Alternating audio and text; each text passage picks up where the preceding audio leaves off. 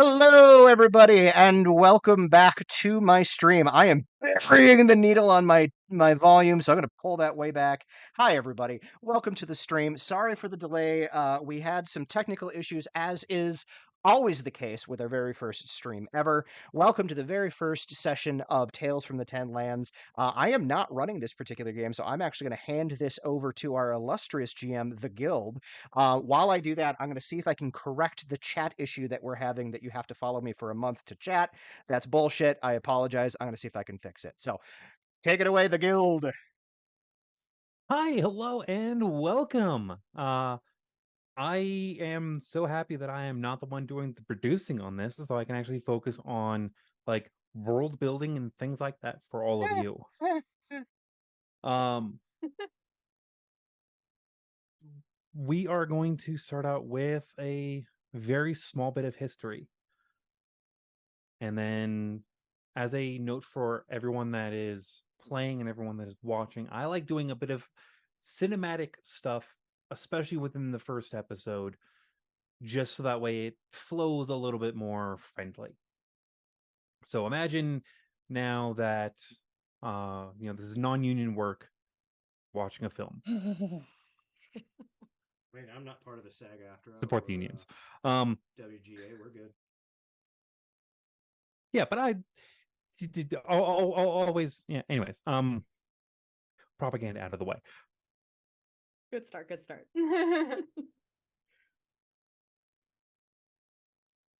We begin our tale in the small city of Mandin.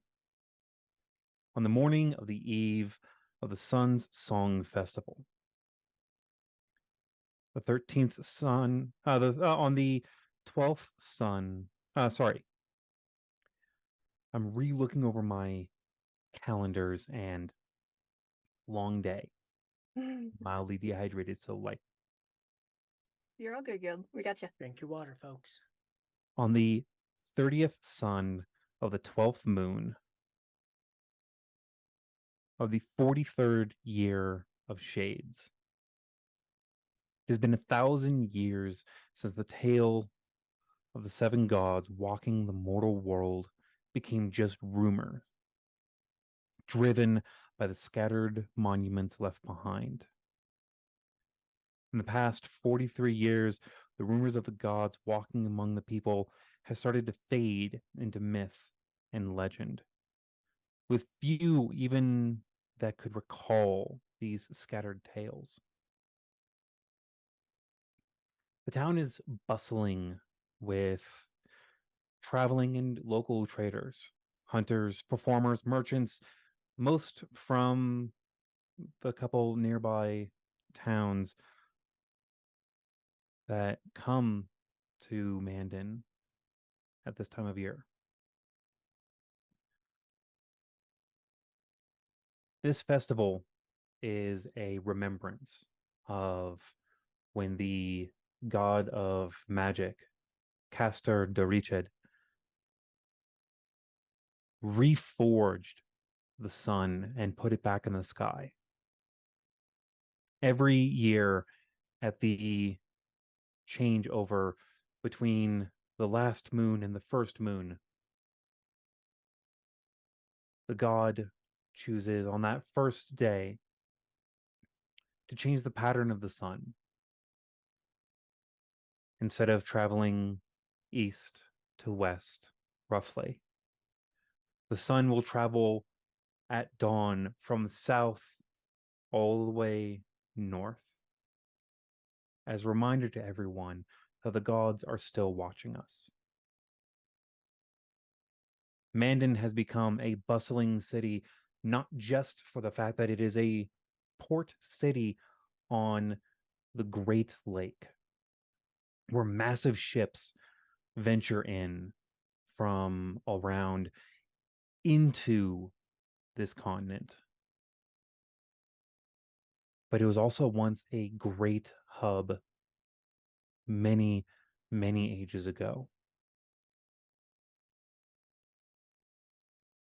Speaking of these ships, a simple two-mast ship with simple white sails, a dark wooden hull,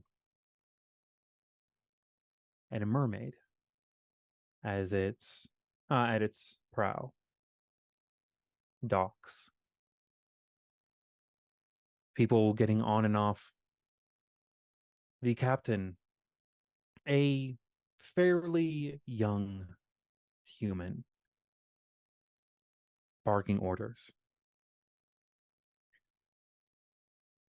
His first mate, a air genasi, is giving some personal orders to a handful of people, and after a short bit of time, walks up to one of their newer deckhands.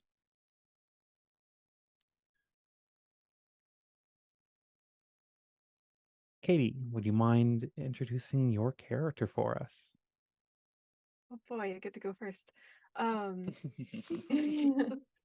am Mithluna, or sometimes called Mithluna Rhea, and I am a drow sorcerer.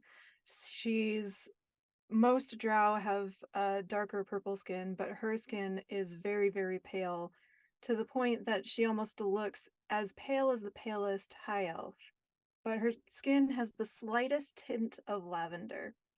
And that is not the only thing that kind of sets her apart. She is wearing obnoxiously bright clothes that look almost like a revelry of color that don't quite, they're almost too bright for what should be clothing. She has a long sailor's frock coat that is purple with accents of teal and lemon, and underneath are simple, what would look like simple sailor's vest and trousers, but they are also the same vibrant purple. On the underside of her coat is a deep black fabric with a scattering of stars, and on her feet are just the simplest plain tan colored wrap shoes that do not match the rest of her outfit.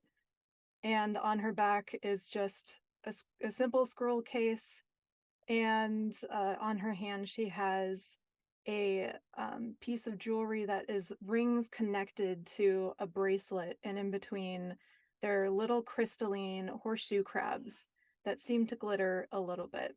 And that's going to be her arcane focus. And right now she's just hanging out near the bow of the ship and trying not to get in anyone's way, because she is currently wearing her dark crystalline goggles and trying to stay a little bit out of the sun in a little bit of the shade that is cast by the mat and the sails. The air That's what's going genasi on. approaches you. A middle-aged woman named Sula.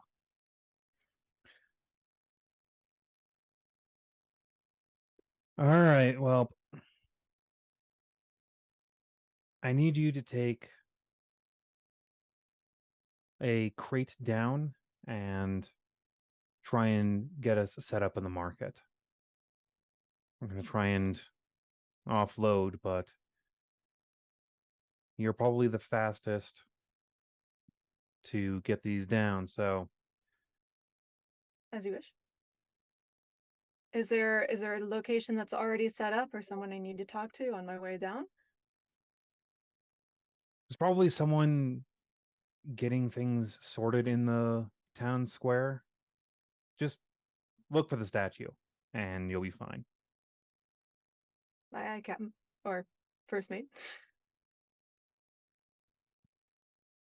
And she'll take the crate. She's not seeming very chatty today for some reason, but she will take the crate and kind of stumble her way down the gangplank and into the market. As you walk into market, you see the bustle of people. In the city of dreams, there have been a lot of bustling times that you have noticed, but this place pales in comparison at this moment. And the amount of people from all over, the sights, the sounds, the smells is not necessarily overwhelming for the locals, but I would have starry probably eyes if you could see my eyes through the goggles. I just dropped a link to everyone in Discord. In the middle of the town, at the middle of the square, you see a statue. A half elven man holding a guitar by the neck with one hand, his other hand raised to the sky, a smile on his face. A very well adorned hat, a long coat. This solid piece of marble stands at just over 20 feet in height, easily seen from all around. And as you get closer to the town square, with all of the bustling people, you're starting to see that there are carts and activities being set up. A few people are making preparations for where they're going to set up their stalls. And there is a small table with a group of much older folk sitting behind it. You've heard from the captain that this particular town is run by a council of elders. There is someone higher up that lives in the manor up the road a few days, but the people who run the more day to day is the council of elders.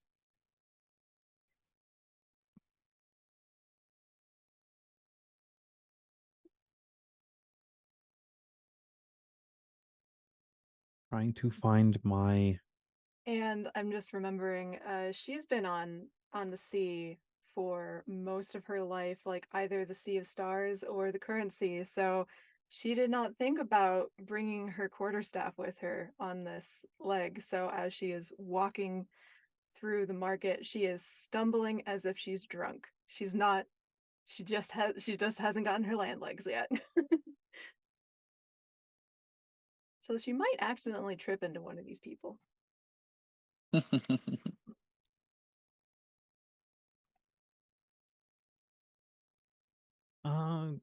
give me a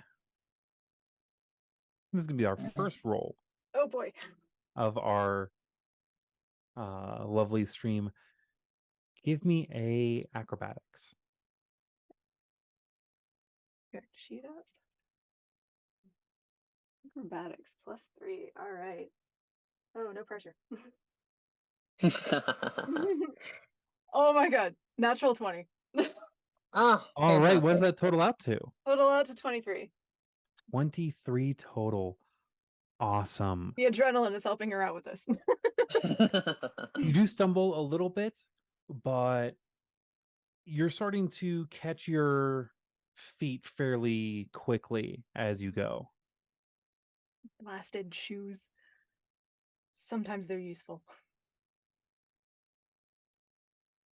Apparently, I have to open up that particular note set on here.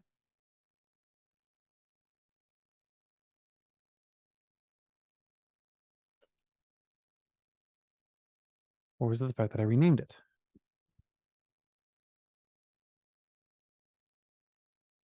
I think the fact that I renamed it. Yep.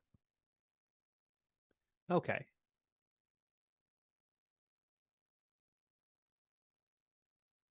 So as you get closer, you notice that there is a older human man, a older gnomish man, a fairly old, half wood elf person. Uh, semi, but they're very androgynous, even with their dress that they're wearing. A orc woman and a dwarven woman.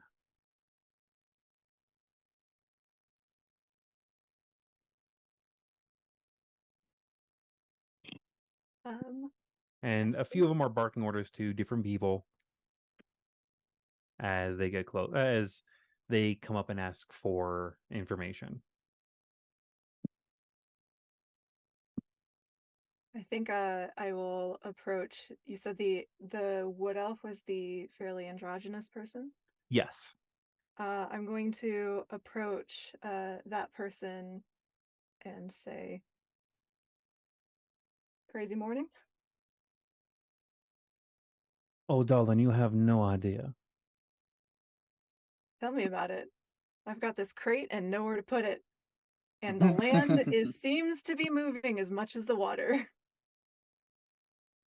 Oh, I believe that. If you're looking to set up a spot, are you selling merchandise or are you doing a game? Selling. You We're would from the sell. merchant ship, and she'll point where the two sails might be visible or might not be, but she'll point anyway. As a note, you know that the ship that you came on is uh the I had it written down here.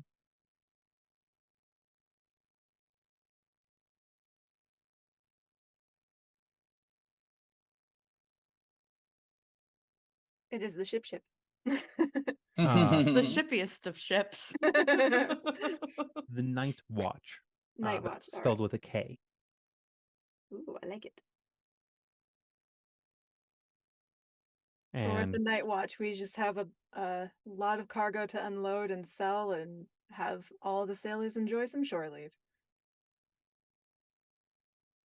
well, if you follow the uh main road around the statue to your left here, there is a spot a couple yards back. You should be able to set up a tent there quite nicely. Brilliant. Thank you, friend. And who's the statue of, by the way? Never seen the likeness before. Well, that is a statue of the great bard king Varlam. Ah, As they say this, you start noticing very faintly as I bring up your. No, that's the calendar. I want info.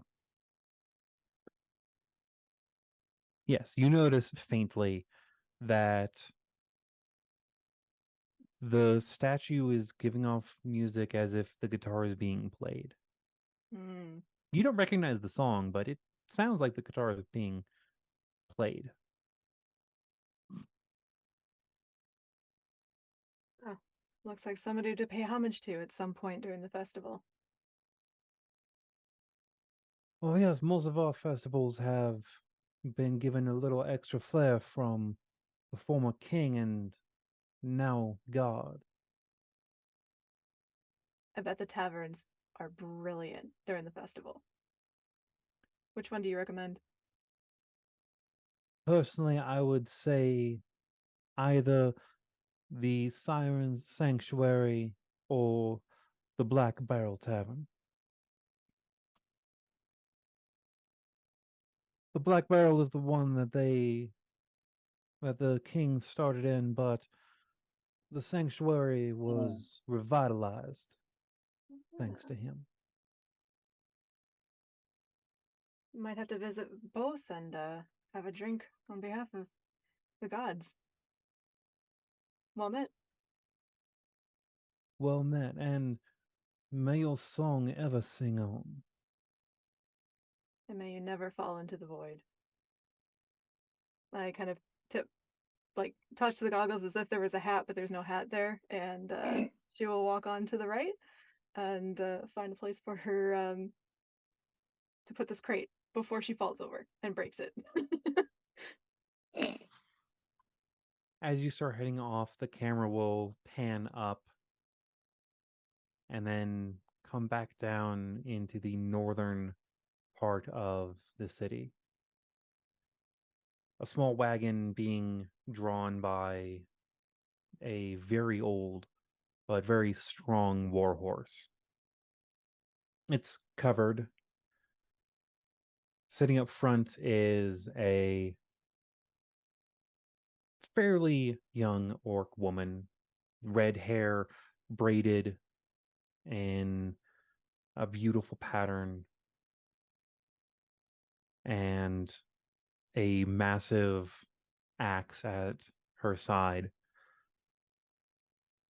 And in the back, an old man sitting across from a younger woman, both of them dwarven. This old man messes with his cap for a moment and sighs. You know, Silver, this is the first time I've been this far south in quite a while. Silver, if you'd like to describe your character. Absolutely. So what you see across from you is a dwarven woman with like a turquoisey silvery hair that is braided up the sides into this like really impressive, intimidating faux hawk, and a long braid that goes down. And she has a button-up black shirt with a few buttons undone, just to be a little sassy and relaxed. Nothing sexual. Keep your heads clean, please. And then she has suspenders. I've been calling them stirrups. I've been told that is wrong, but the strappy thingies on your shirt. And they have little gold clasps. One of them is a symbol of the blood screamers. And she also has a silver monocle that she's usually wearing, but she's kind of rubbing it off and making sure that she can see through it clearly. She has black legging-like pants, and she's barefoot because she likes being obstinate. And she bears a long sword on her back. So that is the mighty Silver. And she has a tattoo that is on her neck, and it goes down to her sternum. She's also wearing every finger pretty much has a ring, and they were made by her papa before he passed away, also known as her grandpa. Now, when we get to the actual market, I'd like you to help your cousin set up the game. Basic setup, same as always. The different ropes at the different intervals, and make sure that you have the proper hammer set to the side. We don't need the tent hammer set up there again. All right, Peepaw. And she's gonna look at him like she totally has confidence in what she's doing, but she has no idea what you just said. None. She's just excited to go to the market. She's looking at the two hammers and she's like, tent hammer, regular hammer. Well, the tent hammer is a fairly good sized wooden mallet. The regular hammer is it's got a reasonably long handle to it, and it has a mithril hammerhead. Peepaw, can I be honest? When are you not? True. The regular hammer, so much cooler. When I'm putting up the tents, it's like I'm this badass machine that's just doink, doink. You know what I mean? Like, it just seems so much more fun. But I will use the tent hammer this time. Maybe.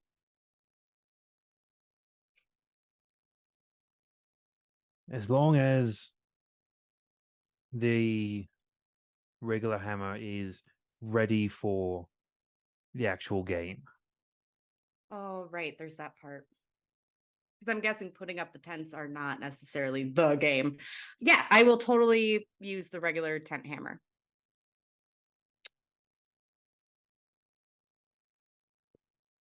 As a note, he is talking to you in Dwarvish the whole time. Okay. That's good to know. Yeah. Yeah. I'll respond in Dwarvish. I won't be totally obstinate and switch to Orcish. The as you get closer to town, you see the front drape area of the cart get pulled to the side, and your cousin leans her head back just a little bit and in Dwarvish yells out, "I'll take it a spot and we'll get negotiation for figuring it afterwards. If we get yelled at by the elders of the town, you're the one taking the lashing." Me?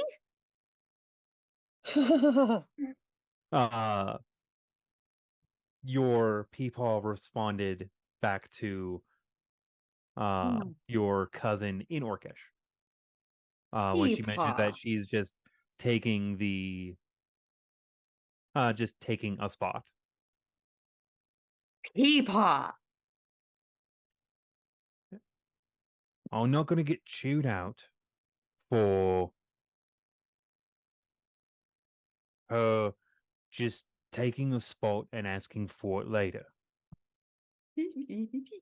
Okay, that's fine. Unless you want to go up and ask for a Oh spot. no, I'm good. I'm good right here with my hammers.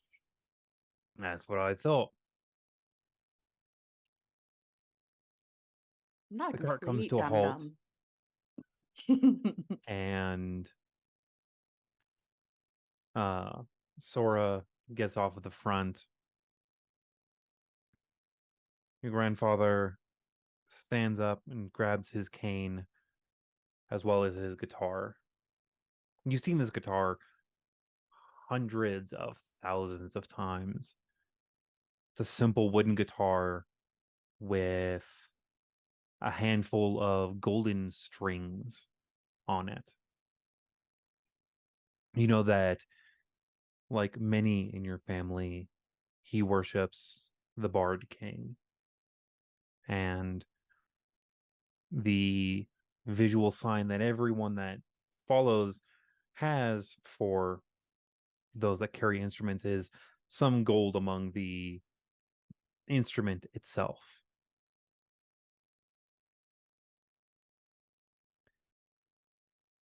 You help him out of the cart and start getting the game set up, the hammer toss. The few boxes of stones and trinkets with the little bags and the handful of mithril chainmail bags that have a handful of the nicer gems for those that can actually properly win the game.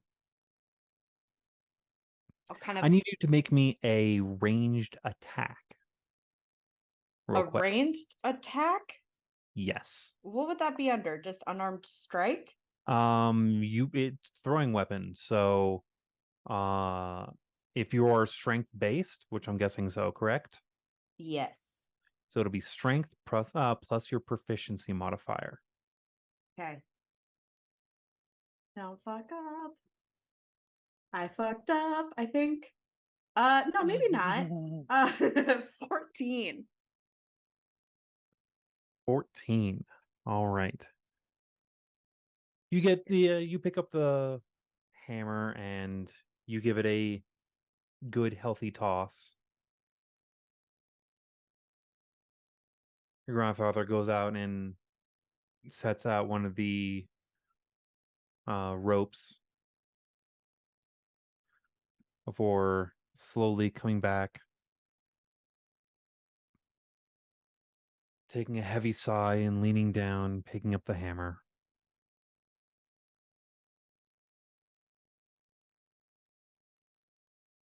And then tossing it himself. Listen, Peapod, I don't want to be too cocky here, but I totally meant to throw it like that. So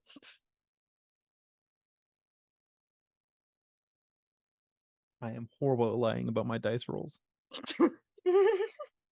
Peepaw, what did you do? You can do it, old man. I believe in you.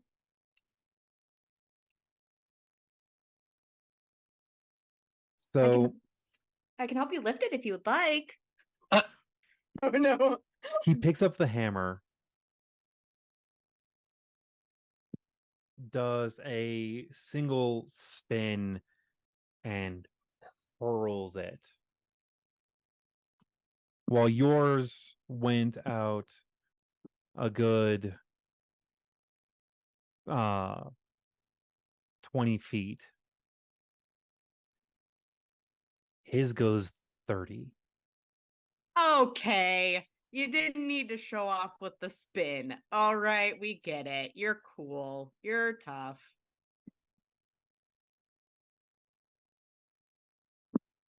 We're at 5 more feet to my toss. Unless you want to ask your cousin. And that'll be the main prize.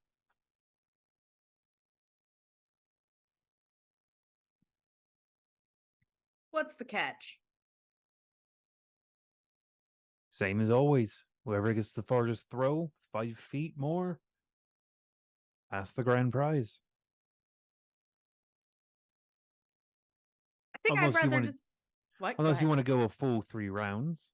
I want to go a full 3 rounds. I don't need my cousin's help.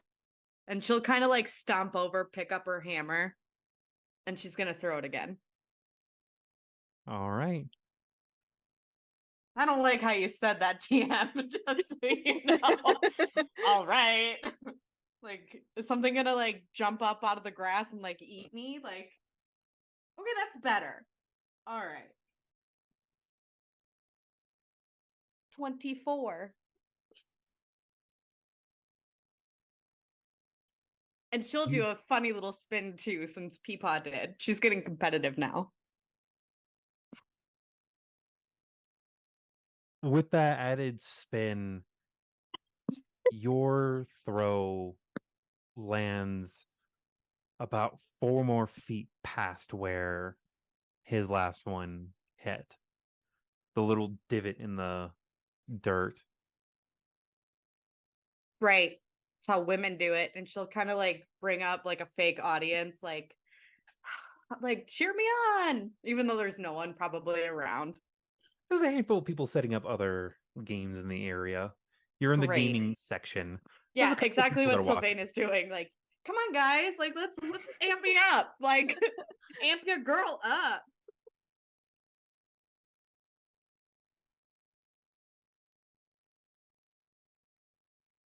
Your grandfather waves his hand. We'll add just a little bit more to yours. Locals a chance. Oh, okay. That's what we're calling it. We're giving the locals a chance.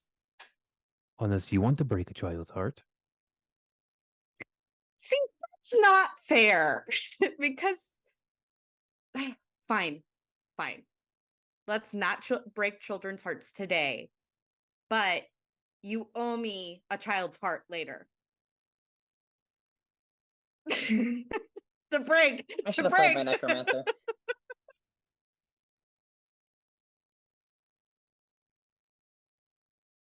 to break. And I'm gonna like boop Peepaw on his little nosy.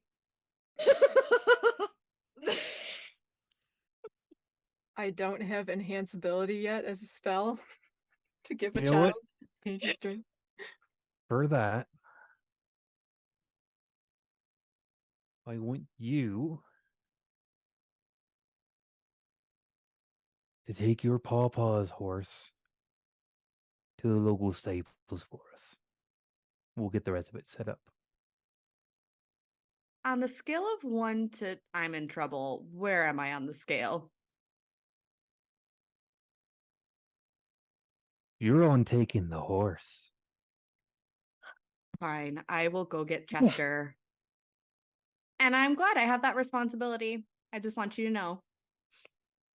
And Oh, she'll I go know. get she'll go on and jump up on Chester. Oof. I still love you, Peepaw. And I'll yell back as I'm riding off.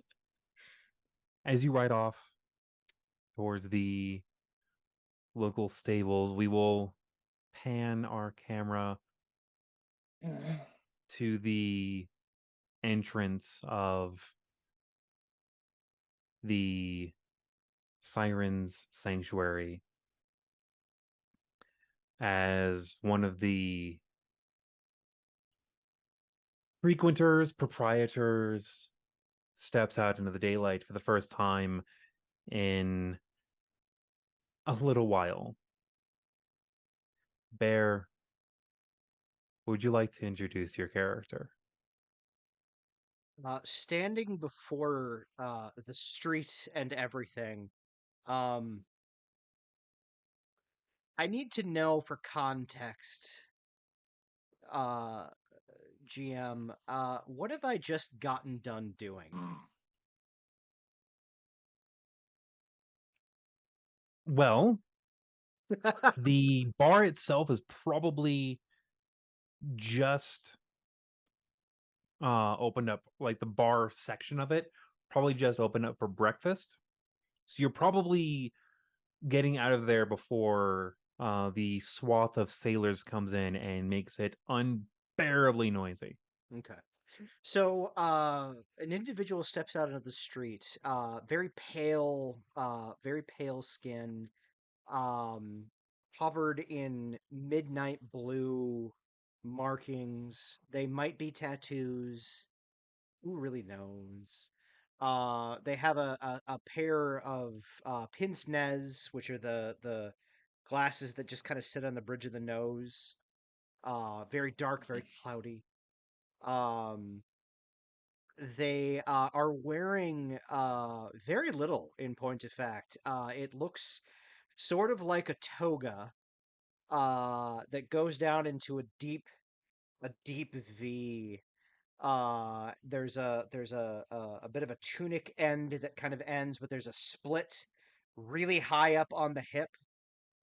This individual has, at moments, both very masculine and feminine features, so it's really hard to tell, hard to differentiate between the two at any given moment.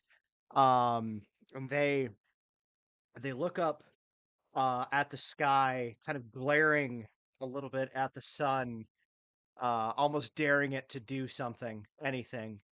Um, and they pull out a little pipe uh, and a lighter, probably something like a tinder twig or like a something to that effect, and they light their pipe with questionable content, and they kind of surveil the street.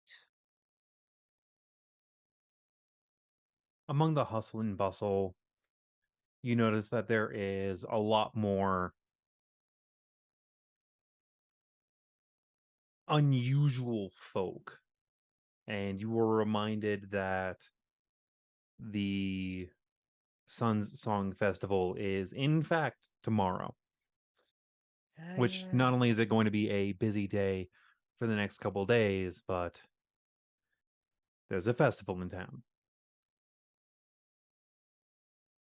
Right. That's going to be a thing.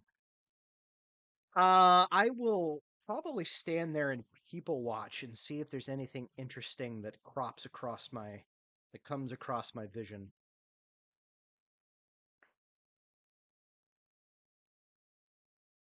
Do-do-do-do-do-do-do. There actually is something that pops across your vision that is not necessarily unusual for the area, but does stand out a bit more than often, which is a lonesome goblin working the docks. You've seen a handful of goblins and other just people in general of all ancestries work on the docks before. Uh, in fact, some of the best fishers that you have come across have been goblins in the past.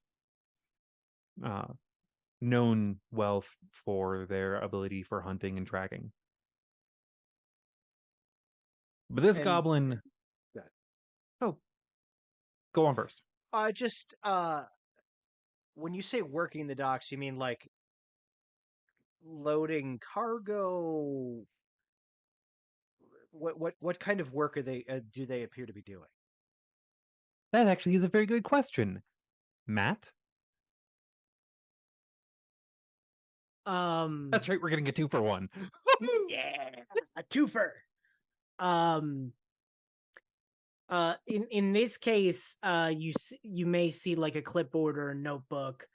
This lone goblin is just going around checking cargo and manifests and making sure all the paperwork's done, but he's not 100% efficient with it, in so much that he's always sometimes slowing down when he's passing a group of people just talking, and you can spot his eyes are just kind of listening to the conversations, and then he speeds up and moves on if he doesn't find anything interesting.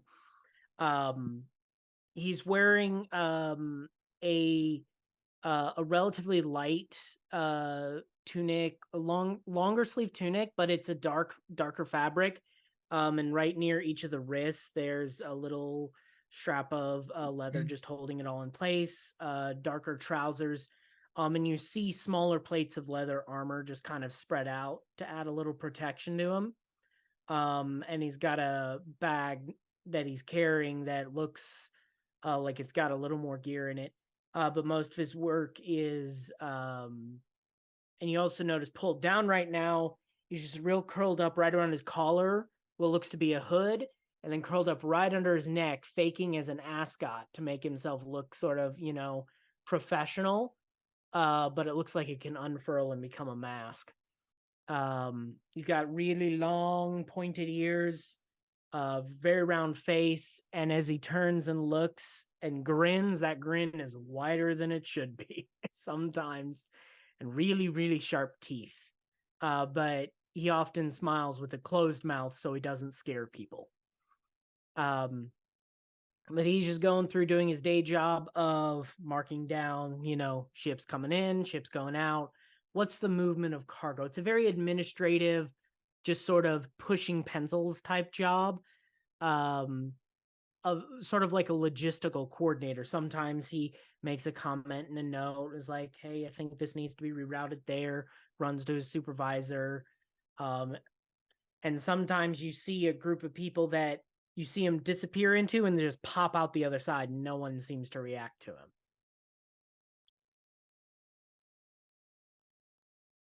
I think my character in this moment is intrigued by the presence of this uniqueness, and will glance around out front of the Siren Song. Is there like a patio with like furniture and whatnot to kind of sit outside and kind of take in the harbor here? Yes, there is. Okay. I think in this instance I will sit down, kick my feet up on the table, uh definitely definitely not really modest in any way, shape, or form, because again, there's sort of a tunic slash skirt thing going on. Um and just kind of smoke the pipe and just keep a watch. Specifically, keeping an eye on how people are reacting to this goblin and their efficaciousness.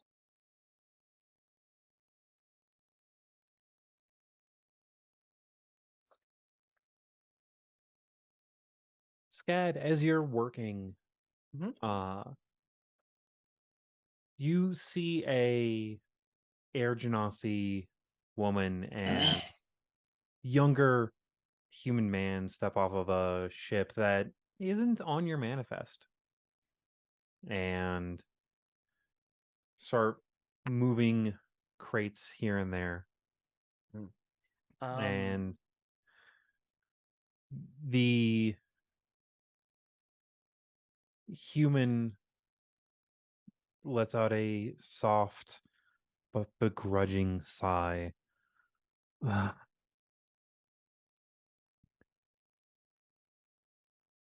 Just 2 sons and we'll roll port. If we have to ditch anything on the way for making that happen, make it happen.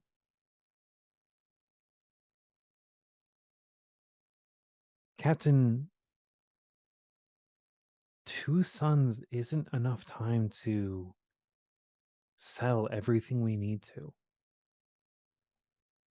We need to be lighter to be able to get up the other line.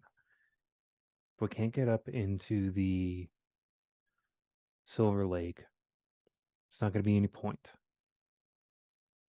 We're not hitting Vesper. We're going from here up to Silver Lake. Are you planning to do what I think you're planning to do?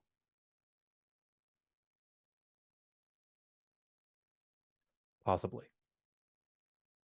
But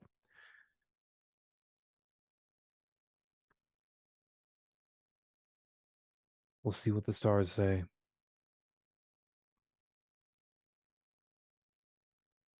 Who knows? Maybe we'll get lucky. I have a very important question for you, GM. Absolutely. I have keen ears. Am I privy to this conversation, or can I read the lips of the people having this conversation? Give me a perception check at advantage. You are people watching. And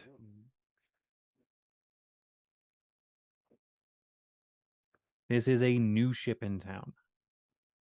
Do I see the name on the side of the vessel? No. That is a 22. A 22. You are privy to this conversation. How far, roughly, are they? They're about 25 feet and very slowly closing. Okay. So as they say, we'll see what the stars have to say about it.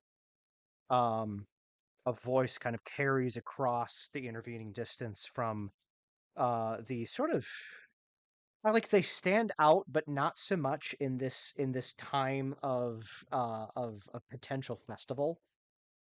This person calls, the stars say probably not your day. Tomorrow's not looking good either.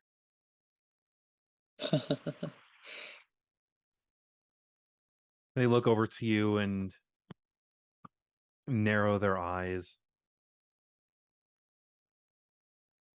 If you're trying to have a clandestine meeting, you should be a little bit more circumspect. They shoot a I wink just in dip their into the direction. nearest shadow because this just got super awkward. I just Roll me a stealth check. All right. That is going to be a 13. You're feeling pretty stealthy. Yep. As a note, that's going to be my response in that kind of cadence for any roll that you make on stealth. Yep. If you roll a nat 20 with a plus 72, or if you roll a nat 1 with a negative 15, you're feeling pretty stealthy. That being said, you lose sight of the goblin. Almost. So out of curiosity, do I lose, even if I lose direct eye, like line of sight to them, do I have a general idea of where they ended up? Yes, because your passive is just higher. Yeah. I'm basically trying to do that that Simpsons gif of Homer Fading just it. vanishing into the bush. I super don't acknowledge this. Like here's the thing, like the goblin to my eyes is just doing their fucking job. These two seem like they might be planning some shit. So like I let I have no interest in I kind of want to keep an eye on where the goblin is at, but also I don't want to blow their cover. So, Yeah.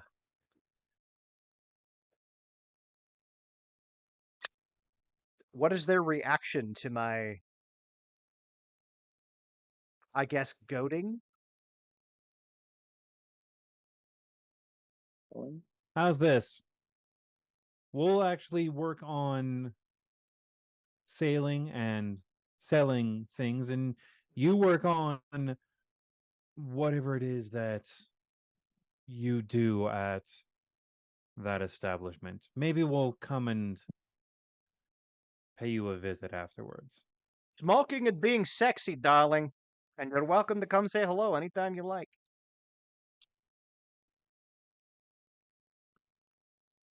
And it's one of those things where it's like you're not quite sure if that's a threat or an invitation. They shake their head and make their way farther down the dock. Before they get too far away, Scott just kind of collects himself and then just kind of dashes off after them. Is like, "Hi, hello, welcome to our port. I'm noticing that y'all aren't on our manifesto records. What's the name of your vessel? And I'll get it up to the main shop so we can get everything on record here." My ship is the Jasper. Give me a history check at advantage. Okay, all right. Let's do these two. You, not my ship. Oh, nice. That's actually a dirty 20. 30-20. All right. Now give me an insight. To say, or it is your ship and they're lying. True. That's a 13 again.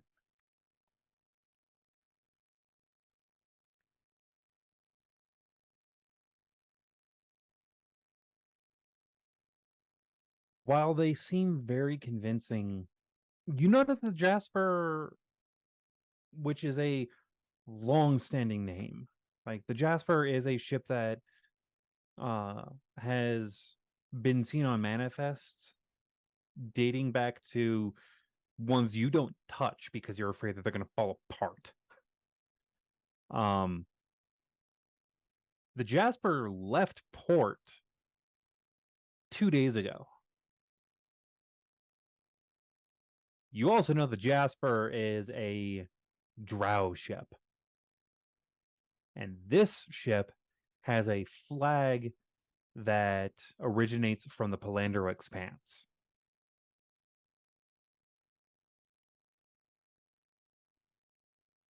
Palandro Expanse. Yes. Okay. Which is a huge archipelago. Like there are easily over 200 islands in said archipelago. Okay. How do you say? I think he does his best to be like, okay, the Jasper, thanks so much. How many and then he just runs down just sort of the basic questions, trying to hide the fact that he knows something is up and he's got to hand this to some higher ups because this is above his daytime pay grade. They give off all the proper answers accordingly, and they also mention of how many boxes they are leaving in shipping. Okay.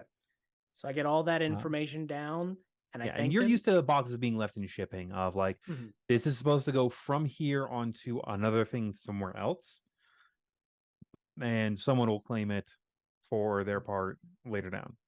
Actually, if the Jasper had only left port 2 days ago, I might have been working that day. Do I remember the silhouette of that vessel, and does it match the one that they just docked with? No, not even close. The Jasper is a three.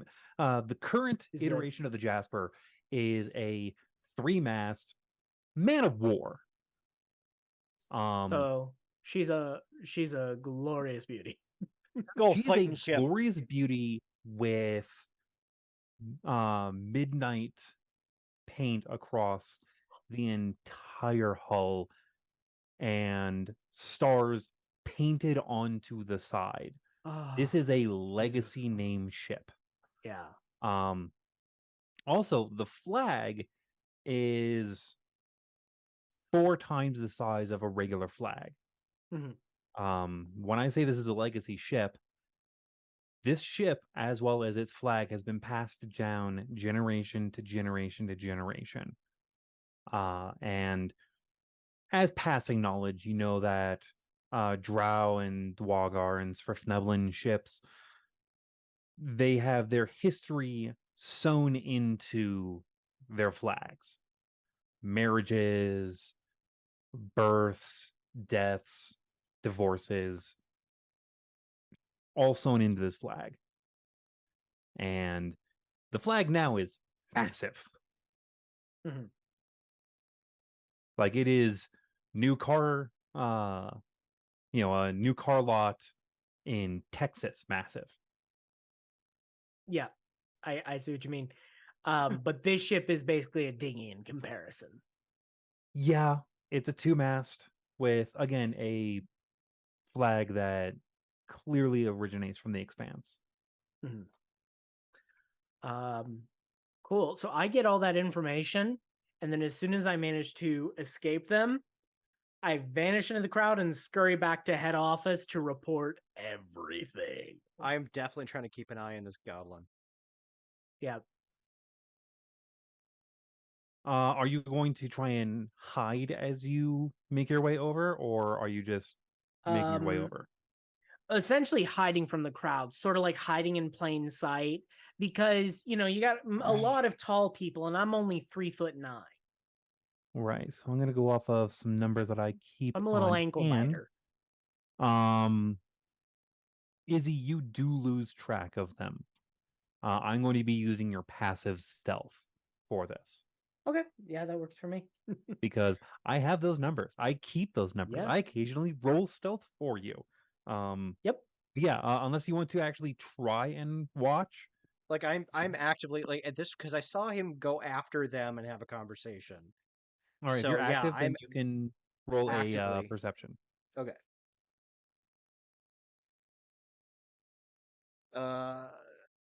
I think that's a 21, but let me double check. That beats it. Perception, 21. Contested That rolls beats- already.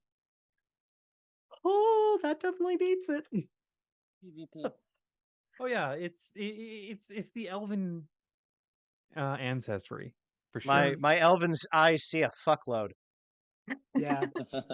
For the record, it is canon that he sees a fuckload.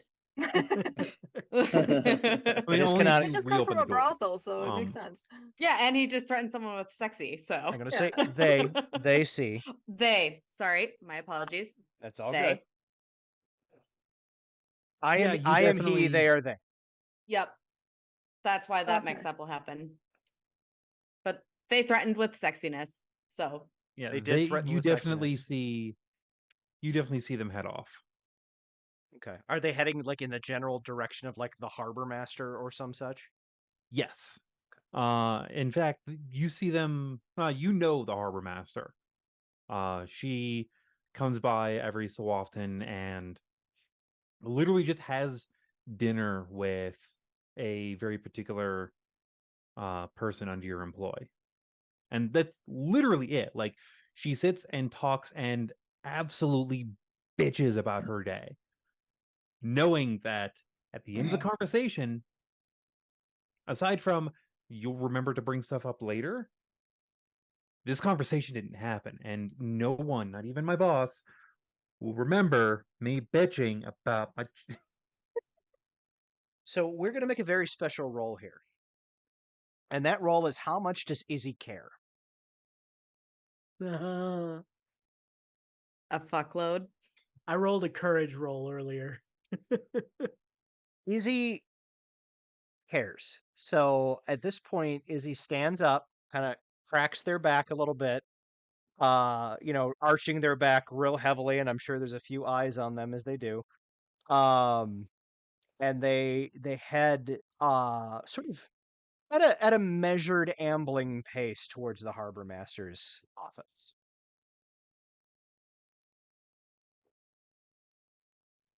All right. If I may, I think with that 21, you would also see me copying down all those notes into a second sheet of paper that I then fold up and put into my back pocket.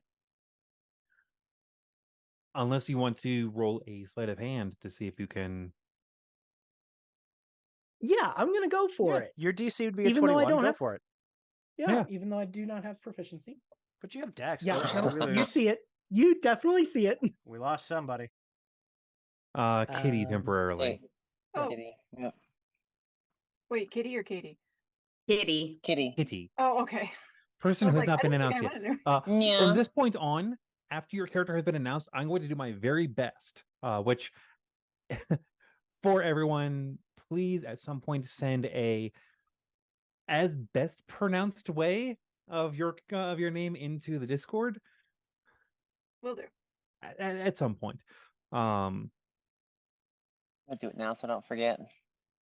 That way, when I start calling out when I call out to you, I'm going to be after you've been announced, I'm going to be calling to you by your character name.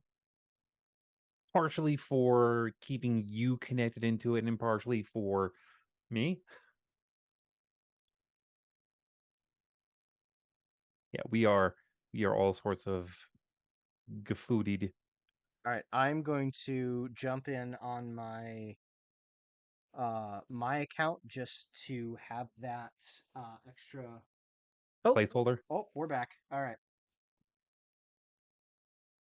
So, folks, just for the record, one of our number, Kitty specifically, is traveling currently, and may lose connection periodically, which is going to fuck with the stream. There's not a hell of a lot I can do about it, other than just vamp and be cute. So just roll with it. Yeah, and I think that some positionings are off. It looks like. Yeah, Okay, I'm I'll back. work Sorry on that. about I that. gotcha. You're good. It's all right.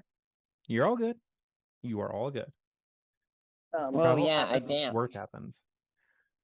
Somebody cut me off and I almost rear-ended, so I had to call boss and let him know. From up here to down People. here. People.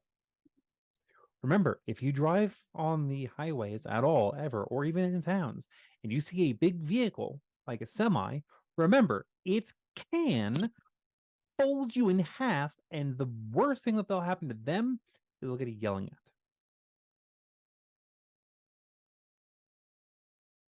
They can fold you in half. All right, I think everybody's Amazing. back where they're Not the supposed fun to be. way. Thank you for bearing with me. You guys are lovely. Excellent. All right. So, onto the roll. Yes. Your sleight of hand. Oh yeah, no, I failed. That was a natural 5.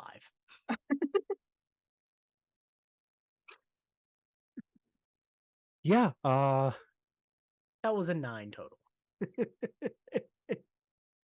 yeah, Izzy, Efficient, you but not stealthy. definitely see him writing down that note and stuffing it away. The both of you end up in front of the older red-haired man with a shock of white in it. That is the dock master, Sanso Lisbon. I thought the dockmaster was female. Oh, you're right. I did say female. You did. Yeah, the similar description, just Feminine. more feminine. It's still just as And same terrifying. name. Reasons I love more androgynous names is Sanso is, Sanso could go either way. and as you know, she usually does. Um,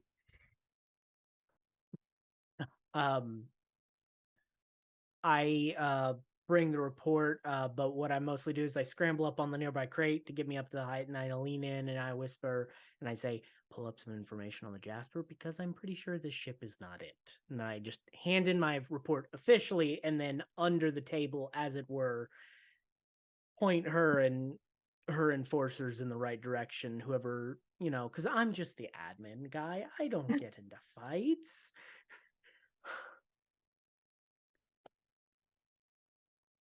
I He am looks probably at standing about 15, 20 feet away, just observing the interaction. I'm not engaging at this point. And then as soon as I finish the report, I turn around and just stop in my tracks as I see you there. Big, wide smile and an obvious, like even behind the pince nez glasses, just an obvious like wink. Mhm. You can make. You know what? You could. I'm not the GM here, but you can make an insight check. yeah. Yeah, I'm in for that. Oh yeah, that's a 23. Holy shit. They are 100% like approving of your course of action here and like on your side. So like they're just kind of watching to make sure that the right things kind of transpired in this moment. And so at this point they're focusing less on you and more on what the harbor master's reaction is. As soon as Scott recognizes that, he just matches that grin, and you just see his lips go wide and those sharp teeth pop up as he's like, "Cool." As that with a 23, I'm gonna have that be a residual. The smile just makes them like you more. Like Yay! I have a new friend. not in like a romantic way, but like it just as a Yeah, general like you're cool. I dig you. yeah, we're We're chill. vibing here. Like I think that's Yeah. that big wide toothy grin, just like fuck yeah, I love Yeah, this. we're both like, yeah, bad guys are gonna get their butts kicked now. Exactly. So yeah, but as that like then kind of turns their attention to the harbor master to see what their response is. Mhm. I climb back down and She sighs heavily, rubs the bridge of her nose. I don't want to have to get guards involved on the day before. I'll get the I ship locked down so we can at least look over everything. Mhm. Try and get a count of who all is supposed to be on that ship and Okay. get me the numbers later. Yeah, I should get those to you by tonight. I'm gonna go track everybody down. And then I vanish into the crowds to try and track everybody down. So I move forward to the harbor master at this point.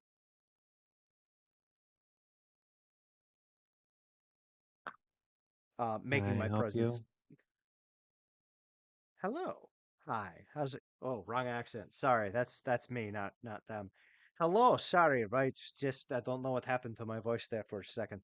I just wanted to say that if you keep an eye on that ship, there's going to be uh, there's going to be a free dinner in it for you. Uh, the siren song this evening if you're interested.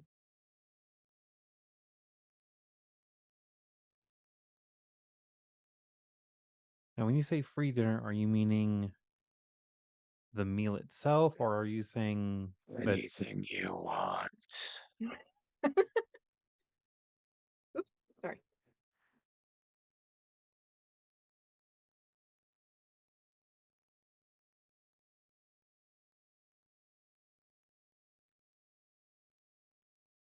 I think I just broke the gill.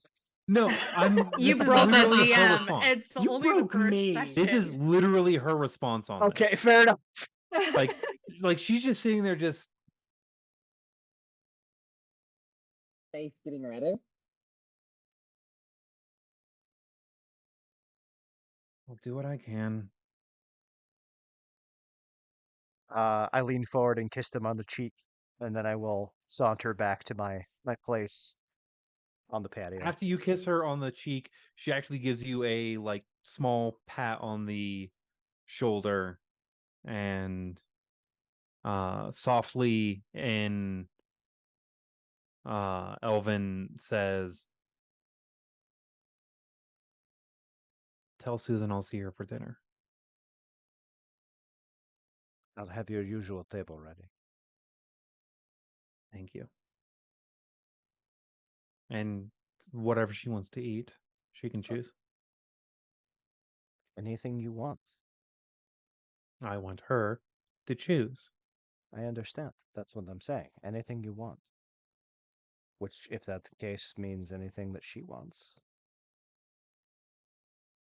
Her wish is my command. Little wink.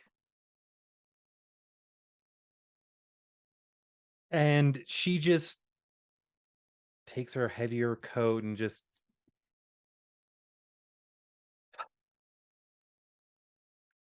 and starts walking towards the ship.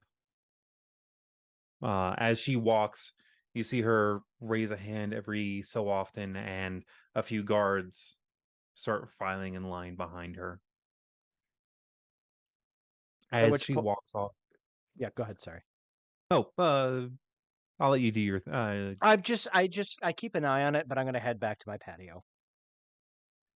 As she walks off towards the ship, the camera pans out towards the entrance of the Black Barrel Inn.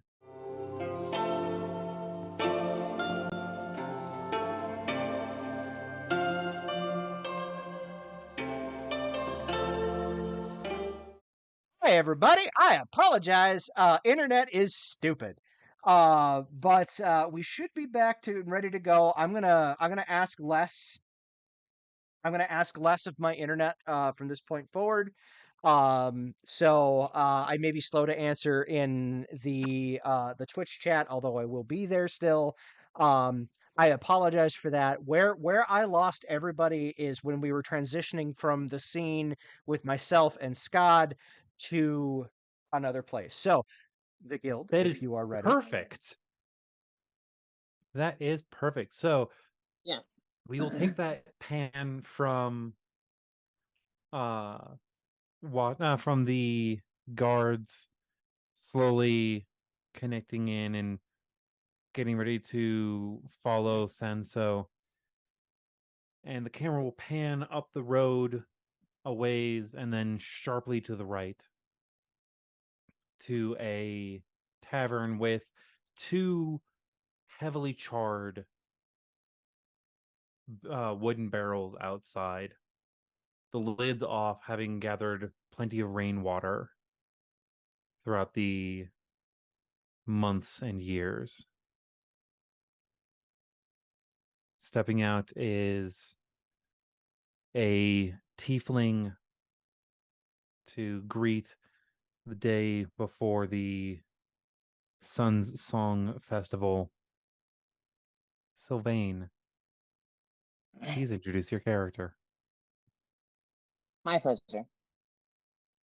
The tiefling who had stepped out of the illustrious Black Barrel Tavern is a very light violet skin. If you were to only see just a flash of their skin, you might think that they're just slightly off color from a human. But for the horns, which run from around their forehead area all the way back down their head and sort of curve up at the crown, the clothes they're wearing are kind of an interesting pair of clothes for someone who is definitely a traveler. You can tell they're a traveler from the packs they carry and the fact that their instrument is strapped to their back in a very secure fashion, as it's a viol, sort of a small violin, with a bow facing the other way. That is a bow for the violin, not so much one for shooting. On their hip is a rapier and a dagger on the other side, and they have a few books packed against their sides. Their clothes themselves are a bit strange for a traveler, in the sense that their main sort of chest piece, the tunic, has a ruffle down the front that is laced and almost a little too formal for like kind of a traveler.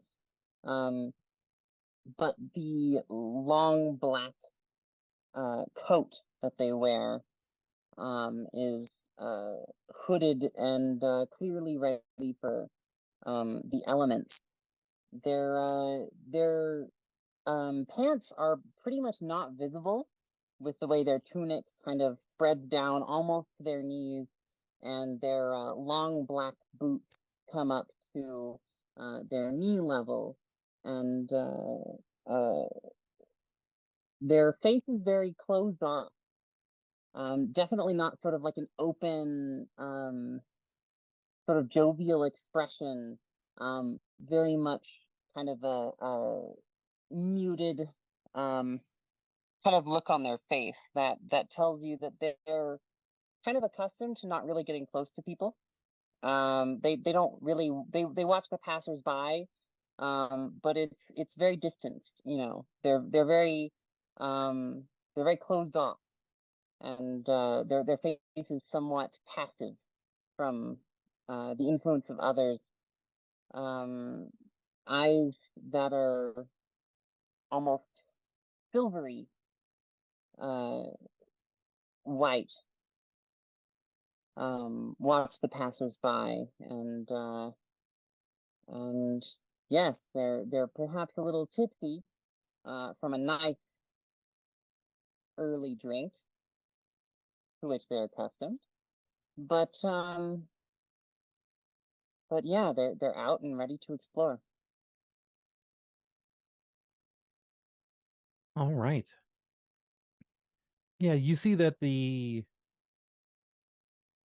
town is bustling with a lot more people than you saw even just a couple days ago. You've seen travelers coming in from all over, and you can kind of tell who are the locals and who aren't from just the short stint you've been here. Mm. The market, the main market, is to your right up the road a little ways, and to your left is the main docks. Across the way is a little cafe that is overrun with people.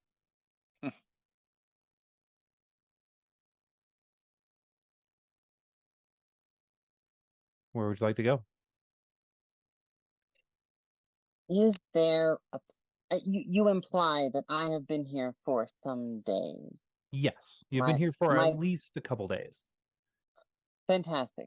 My question is, have I ascertained anywhere that is akin to something of a hub for uh rumor, or a quest board, or something similar to some place where I might find leads um for interesting problems that need solved? Because is here to to find work, to barter? You do know that when it comes to hearing rumors of the sort, uh, people watching at the Siren's Sanctuary or even back inside the Black Barrel Tavern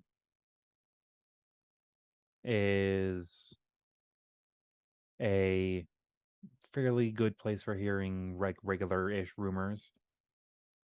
The market is starting to bustle as people are setting up stalls and games. The local guild hall is closed at this time, actually. They,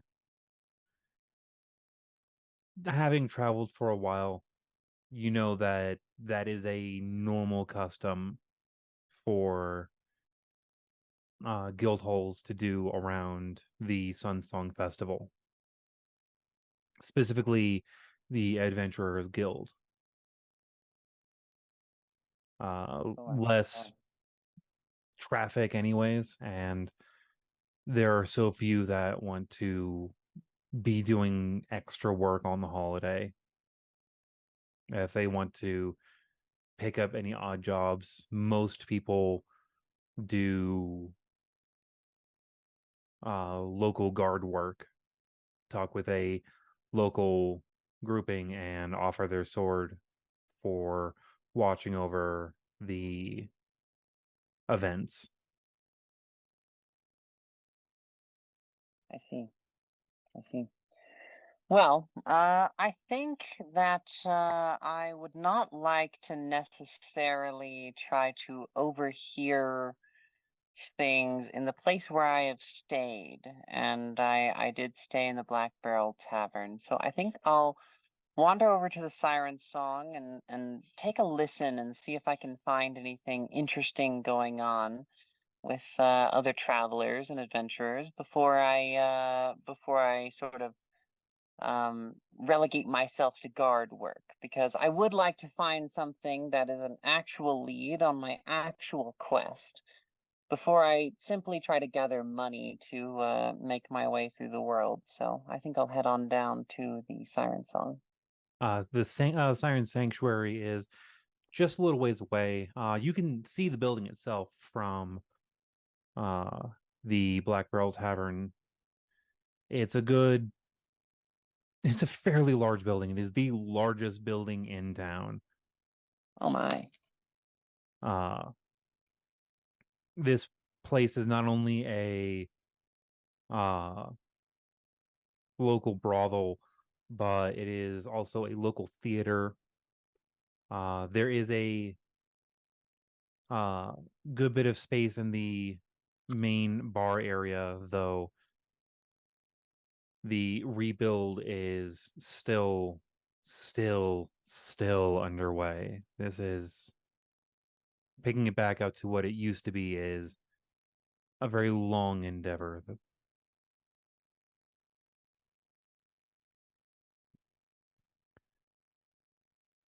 As you make your way into the Siren's Sanctuary, you notice that it is already a bustle with people. It's still fairly early in the morning. There is dinner being breakfast, I mean, being brought out to several different tables. It's a fairly nice place. Though you can also definitely see why so many people choose to go to the Black Barrel over the Sanctuary, partially because half of the first 2 floors, almost 3, is devoted to this theater space that is currently being set up for some kind of show. Oh, fantastic. There's a couple people just playing instruments on the stage. At least one of them has a instrument with a bit of gold in the inlay amongst it. Among your travels, you definitely know that is a mark of the worship of the Bard King.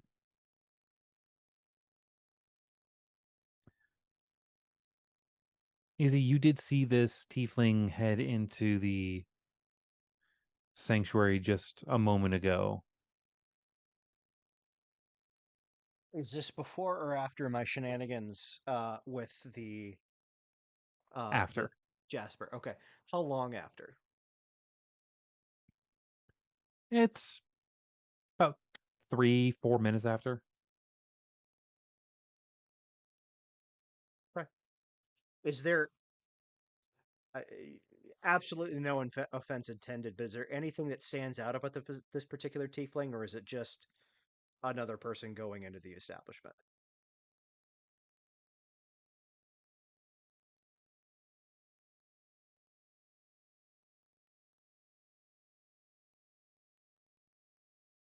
Roll me a d20. There's a 6. Nothing directly draws you to them off the top of your head. So I think with You anybody have that seen them in passes, town. Oh, I And this have. is Okay. you've seen them in town. They've been here a couple of days. You live here, so you Yeah. kind of know when people are not from around here. So I'm not going to do anything on their way in, but if they make their way out, I may flag them down.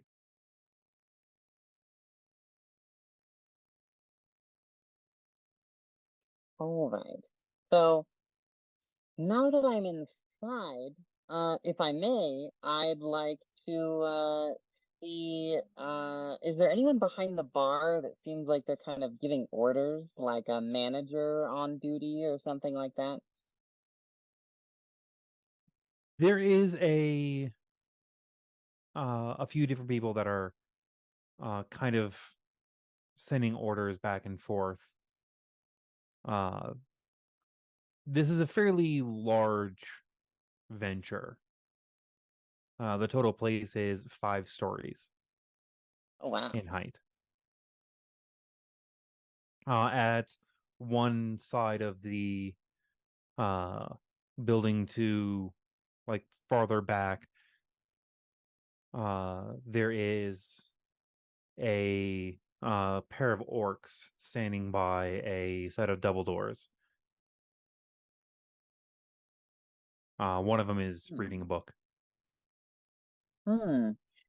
Do I recognize what book it is? My character's Huh. kind of a book nerd. Not offhand. Okay. Okay. Fair enough. Fair enough. I'm gonna go up and try and see what's behind those double doors. I'm gonna go up and chat up the orcs and kind of walk up and yeah. As you get closer, the one that is not reading stands up a little bit straighter. Needing to get to one of the higher floors. Yes, if you don't mind, I would care to venture upwards. All right, how far up you wanting to go? Top floor. You meeting someone up there? Yes, yes, I am. Give me a deception check, please. You got it.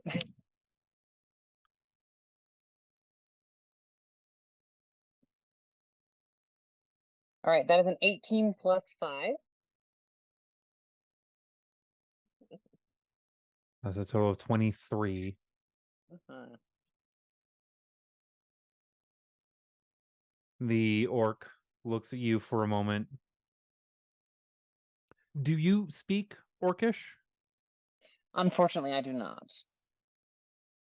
He turns to his compatriot and they talk back and forth in a language that you don't understand.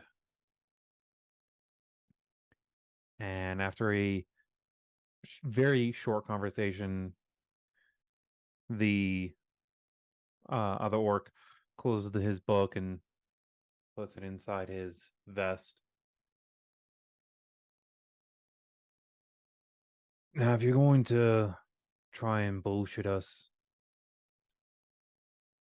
you could at least be more convincing. Good try, though. Now, if you want to talk to a manager and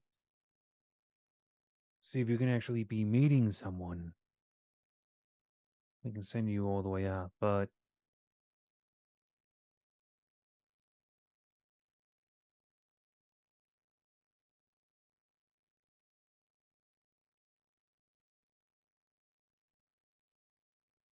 You know, that's entirely fair.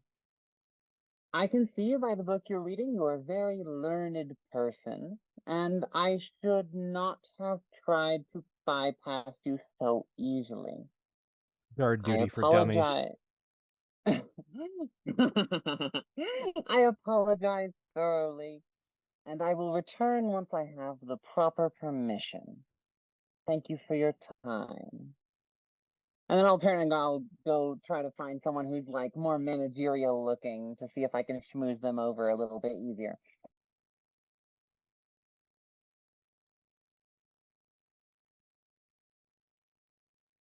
I have to look up my numbers.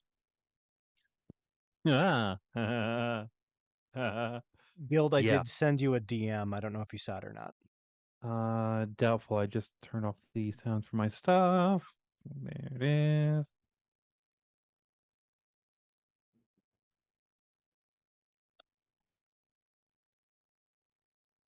So, after you step away, going to look for someone, the camera pans to outside as a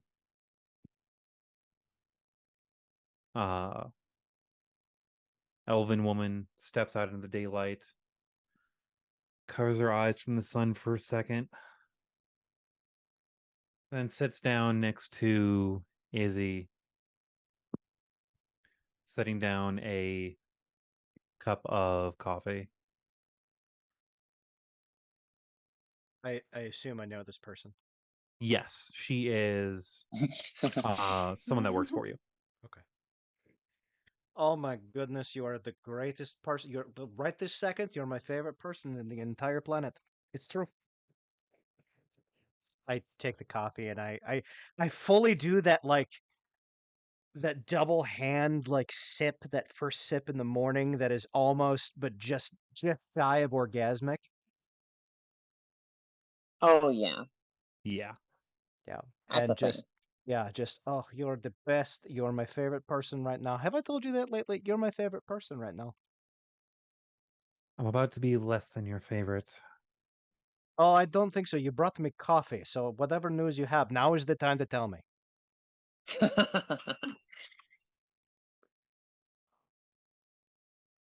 I heard someone trying to schmooze their way up the elevator to the top floor. Okay. Didn't talk to anyone, didn't set up a room.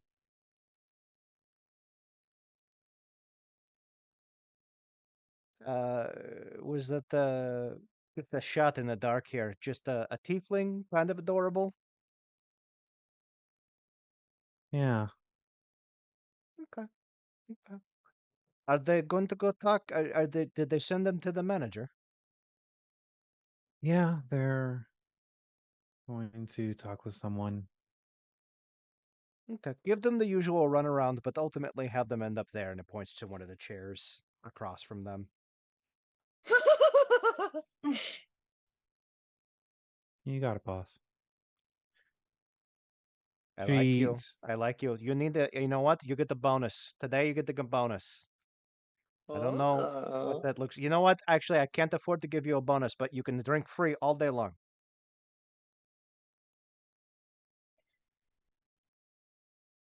Lately, I've been being paid to drink, so I think I'll keep with the new sailors in town.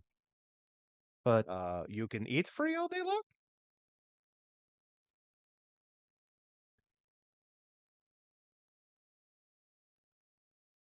how about I get to have a customer that has one of the good balcony seats for the next show? Deal. That is deal. Yes, you can absolutely do that, and we'll make that happen. You're going to want to write that down and remind me because I super want to use it. I'll make sure to write it down. And she heads back inside. You're gorgeous. I love you. Man, no one wants to take food from Izzy. It's twice now. I would. But only if they threaten with sexiness. That's I think that's all Izzy threatens with. yeah. And honestly, there that is kind of one of the benefits of people that work there is if they are good at their job, people buy them meals. Like I'm Love paid that. to have dinner with you and other things. It's a brothel. What do you Escort service. Hell yeah. Anytime I'm out with Jesse, people say, "Hey, you're feeding your dog to work for you. I'd work for you if you fed me." So usually it works. Yeah, right? Yeah, no, you pay me in caramel macchiatos and I'm yours forever. Like, that's just the way it works. The money is just there to facilitate the exchange of goods and services. They're Pretty essentially much. we're essentially working for food. That's the way the world has always been. Isn't that right, Jessie girl? Oh. Okay, you Sort need of to got that you need camera. to stop it with the puppy because I am dying over here. Like, it is the cutest fucking thing in the world. She needs to be right here. So sorry if you hear thumps on stream, guys. It's her tail. I'm so sorry. No, you're not. Nor should you be. Not even close. No, she's happy puppy. So yeah, Cool. back inside. I'm gonna have to look at this a few more times before I actually get it properly down. Uh,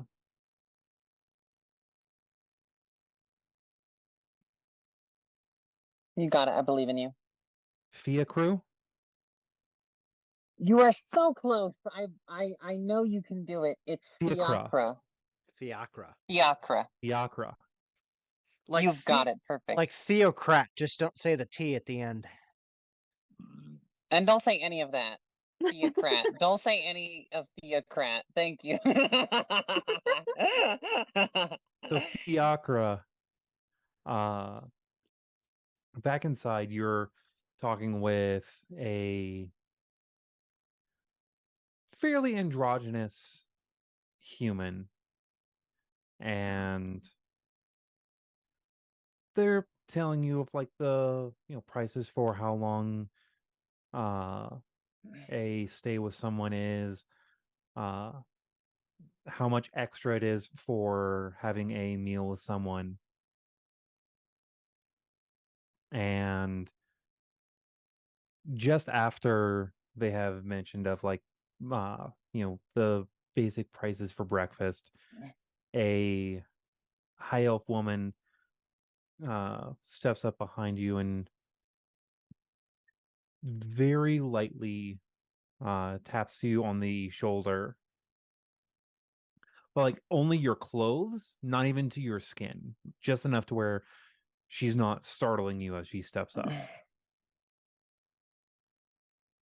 I think that I have the perfect person for our tiefling friend. They are truly someone that will happily take you up to the 5th floor and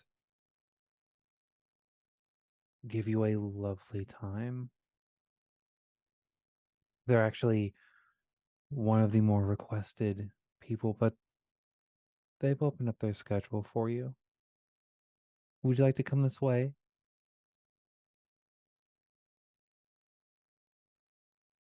Fiacre almost takes half a beat of hesitation, because they're actually not really there to sort of get frisky.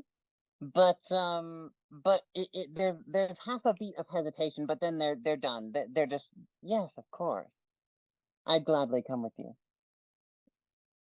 They start she starts leading you away, and she picks up from one of the carts a wine glass, and she raises her hand as she passes by one of the uh serving lads, and they give a small nod, and she leaves you outside for just a moment and sets the glass down at a table sat across from a very stark different looking elf than you have ever seen in your life. Give me a history check at advantage. Fantastic. I will do this. History. Oh, good. I'm proficient in that. Ah, fantastic. 19 plus 5. That'll be a 24. Was that with advantage?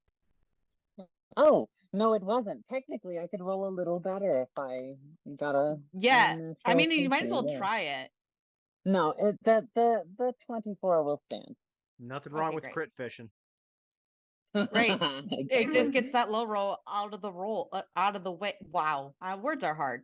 You can do it. Words are hard. I understand. Words are hard. You have heard through your study of Eladrin, most of them aren't members of the proper Fae.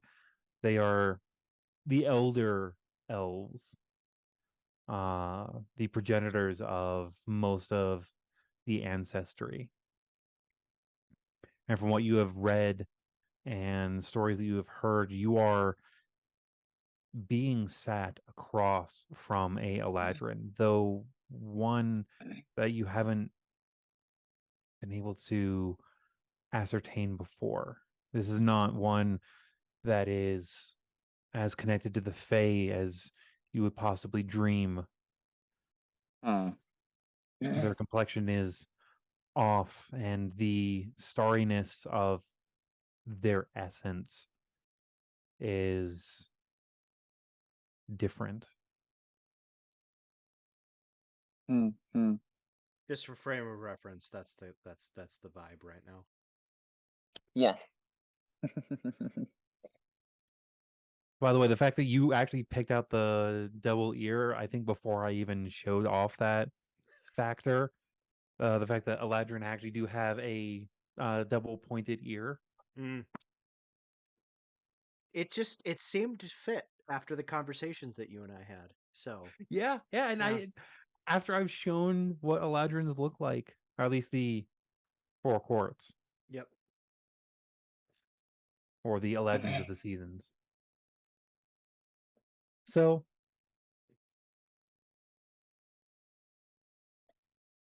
Hello there. Hello. How are you? Hold on one second. I look over at the elf, the high elf. Can you get our friends something to drink, whatever they like? they motion to the glass of wine. Any more than this, dear friend? I think that wine will do me just fine. As you wish. As she starts heading back inside, the door is opened up just before she enters, and that serving lad is at the door, and she gently pats him on the shoulder, and they both walk in. Izzy, you know that that's just basic work of there's people who do the talking, and there's people who do waiter stuff. Yes. Hi. Hello. How's it going? Oh, well, it's going quite Fine. I'm currently searching for well, some information, but I'm not entirely particular as to what I'm searching for. I'm looking for leads You're as to my looking line of for work. information, but you're non-specific as the information you have. Okay. They lean forward. The sky, while it looks blue during the day, is actually always black. Hmm. Well, while I appreciate this and your considerable wit, I am looking for something related to the Fae.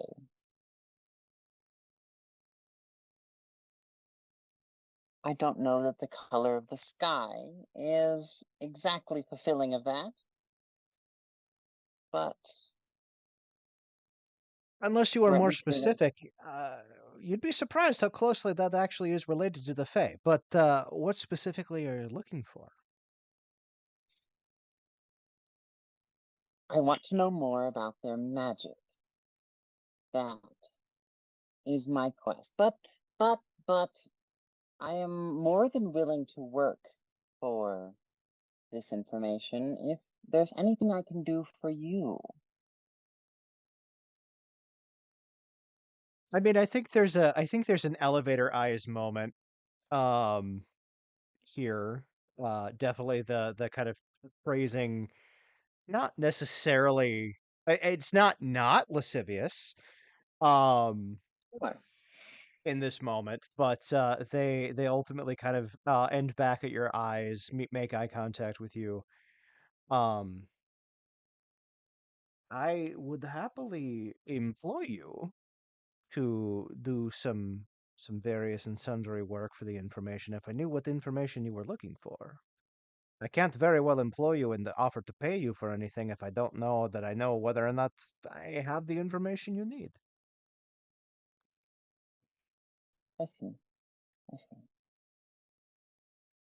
I will say that it is an intense look in their eye because they do not come across people very often who get past that point. For most people, they talk of kind of the Fae and the Fae Wilds and say that they're looking for information related to that. And most people will probably, just kind of, I got coin for you, but that's about it. And so, they often will take that work, but they're not very serious about it. But at the point that the conversation has not yet sort of ended, their look is somewhat more intense uh, than normal. Um, and I think they'll say,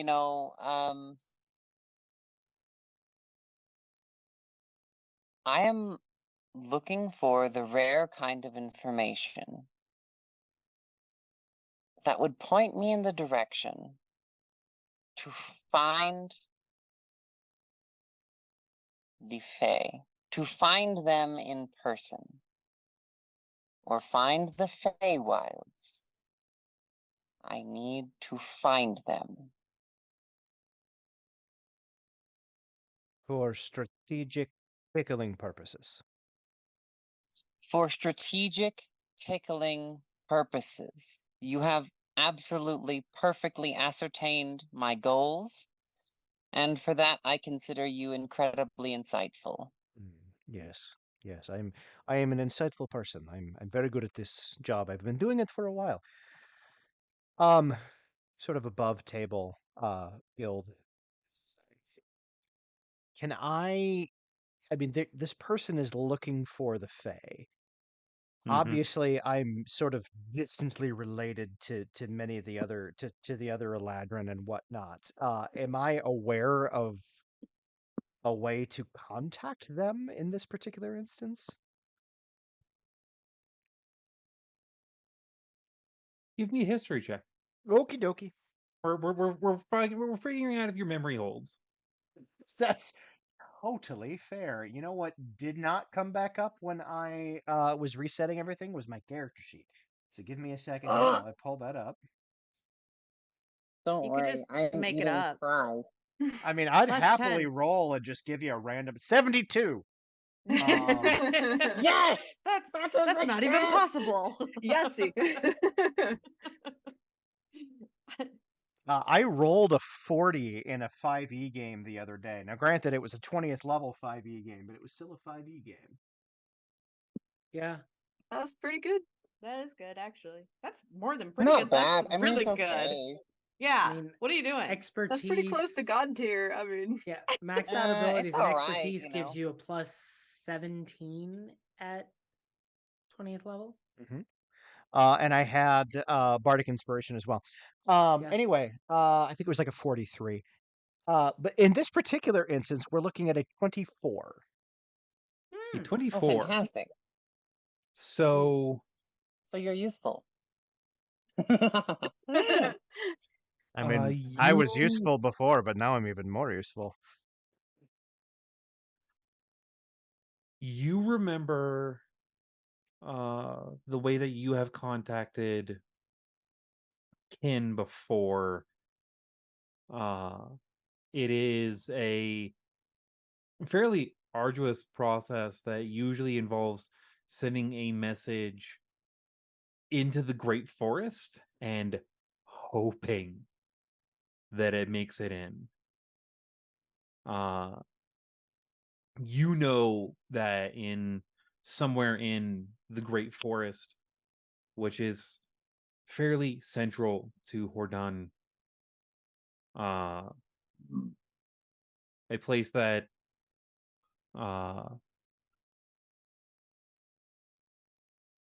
Fiacre,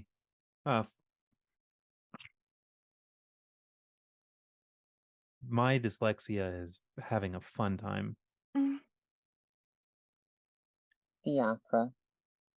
Fiacre. A place that Fiacre you have not been yet. You have probably traveled mostly from the south and east. Mm-hmm. You were probably born, if not in, but near Hordine, which is one of the largest cities in all of Hordun. They may have the most landmass taken up, but it is not the most populated. The most populated city in all of Hordun is Mana, which is the capital, or has been seen as the capital for many years.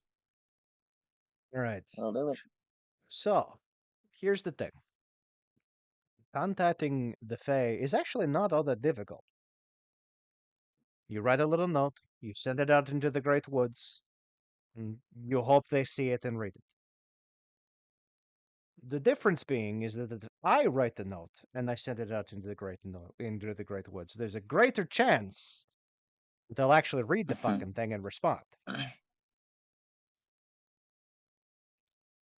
So my question to you is, for me to do this thing, I would require your assistance in a number of different matters. And ultimately, the end of the day, I would request some specific guidelines, bans, if you will. And if you're willing, then we can probably work together. If not, then no harm, no foul. You will find that I am quite flexible. Flexible is not the issue.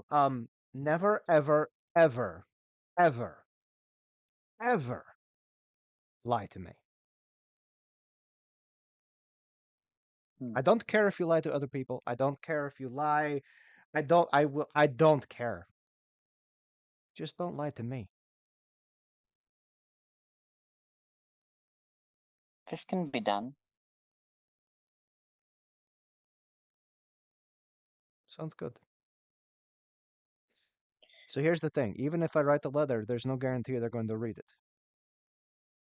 So as a gesture of good faith, I will write whatever letter you want me to write, and I will put it out into the great woods, and we'll wait for a response. And if we don't get the response after a certain amount of time, we'll wait for another response. If there's other work for you to do between now and then, I will happily employ you in that particular vein.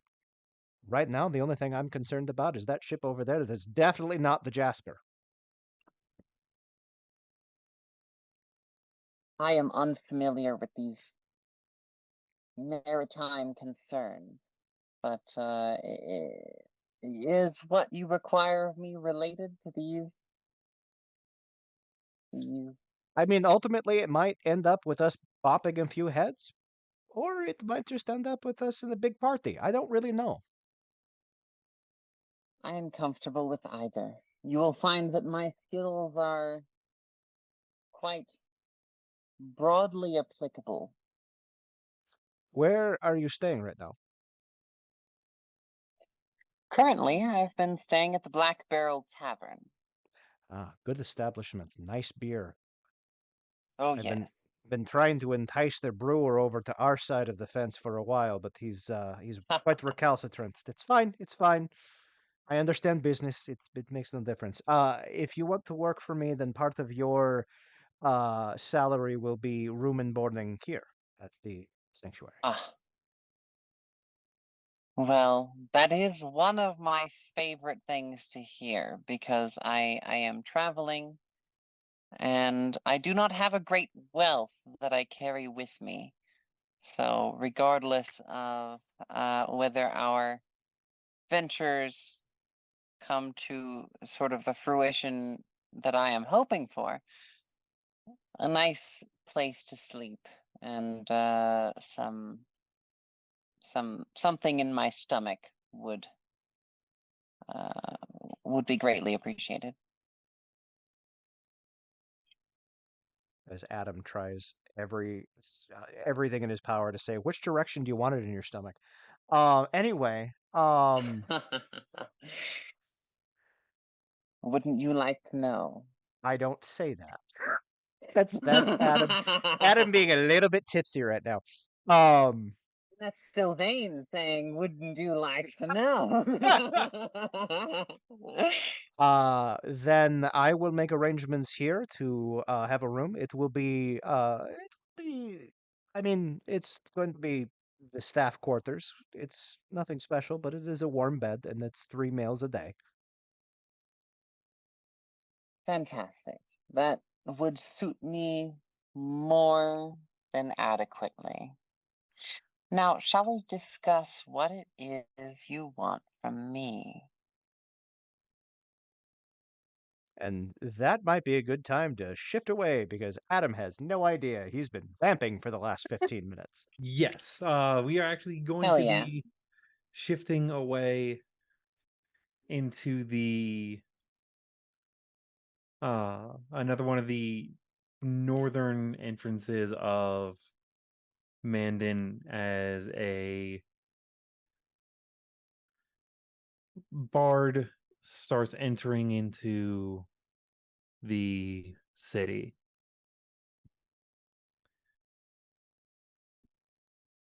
Kitty, please introduce your character. So excited. So in walks in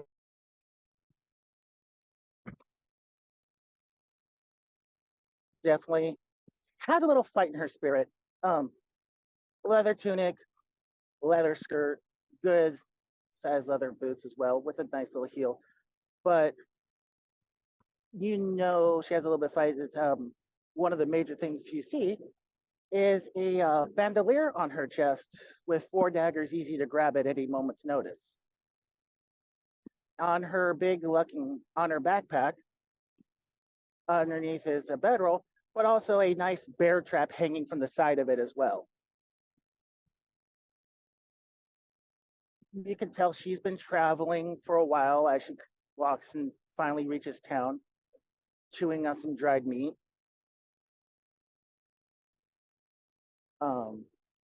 Around her chest, you see a pendant that looks like a piece of amber. I believe that's dried sap. And Nice. and a well, you could call it a belt, but it's more like a sash from a you could tell from like a fox or something equivalent. You could tell she knows her hunting game very well. But coming in, you can tell she is awestruck as well. I've never been in a city this big ever. I've heard of it. I was promised to come here. Now I'm finally here, and I'm now overwhelmed with choices because it's not just a normal time to visit. It's the holiday season, which means for me there's a lots of stories to tell, lots of stories to hear, and more to play as well. On one, you'll see two instruments on one side of her hip, one of them being a flute with a little gold ring at the end, also to show homage, and a wooden carved ocarina. And on the other side, it's simple, but it works, a nice short sword. But she just walks in and kind of aimlessly looks as more of I got here. Now what?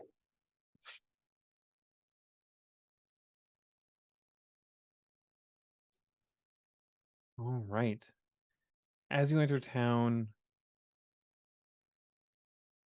you see the bustle of everyone starting to get prepared for the proper festival tomorrow. The streets are already lined with extra stalls. Shops have more wares set up in the windows. People from all over, clothing and sights and sounds and smells that you have never encountered in your life. As you slowly make your way into the town square, you see it. A statue, a large statue of the Bard King. You've seen smaller ones at small shrines, but this one is visibly different. Now, is it more like it? Does it have like a fountain, like as such? Because No, I it's do know, I do remember my. Go ahead, sorry. it is just the statue itself, standing about 20 feet tall, made of a solid piece of marble. The detail in it is immaculate. You can almost count the threads of the clothing. You can almost see the twists in the strings of the guitar. And Now, I speaking do of, remember what some of my village told me for coming out here to pay the homage to the Bard King. I believe there was a shrine or a temple of some sort where I can drop a silver in somewhere around there, as kind of my village told me as a way to thanks and for good luck for my travels coming up here. you do see that there is a small pile of coins that is sitting at the feet of the Bard King. As you get close to be able to pay your homage, you notice the music that he's playing. It's one of your pieces that you wrote on the road.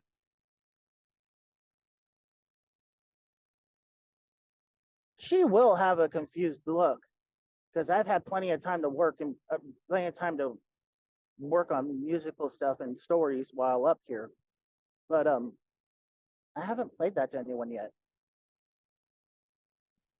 Yeah, you hear the music being strummed on the guitar. The hands not moving, but the sound clearly coming out of the guitar. Which is impressive because I don't even have a guitar. Mine's wind instrument, but it's the same.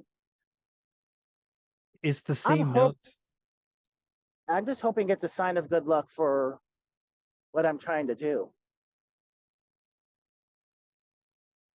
So, they Give me say a anything can religion happen. check real quick.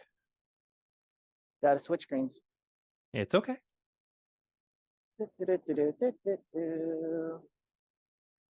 And you will get advantage on this if you have not pressed the buttons yet.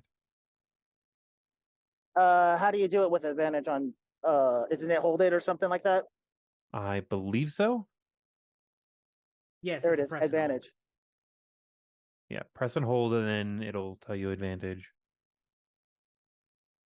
2 and 17, so I got a 16. I do have a penalty. It's quite all right. So with that 16,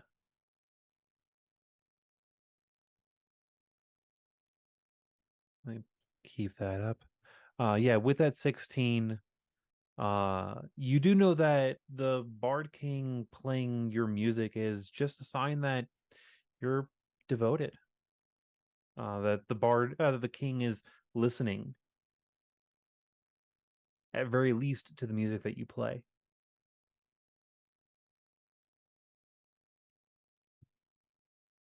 That does bring a comfort to me a little bit.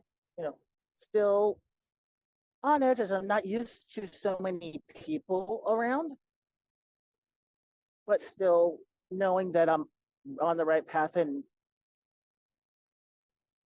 I feel comfortable in knowing that I'm doing what I should be doing.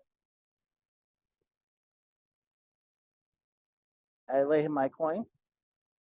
I give a small whisper of thanks. She did trap some game just to kind of break even, so that way she had enough to cover room and board. But that was really it. Not really enough to make money, but enough to where she doesn't have to worry about food or anything else. Because well, she's decent, she's good at it. She was never as good as some of the other hunters in her town, but she at least knows the basics. Yeah.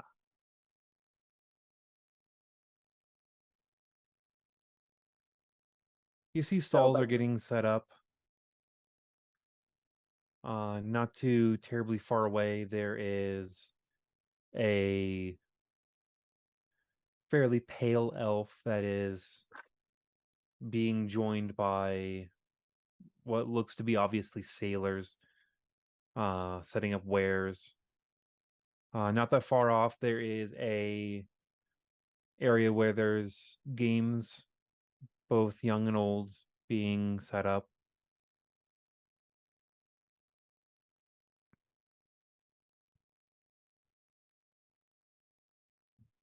You can see a very large building that you're pretty sure is the quote unquote cathedral.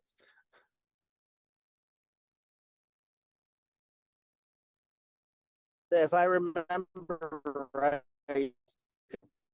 and I was told by was that the Bard King? You were a little can't choppy there. remember. Could you try that again?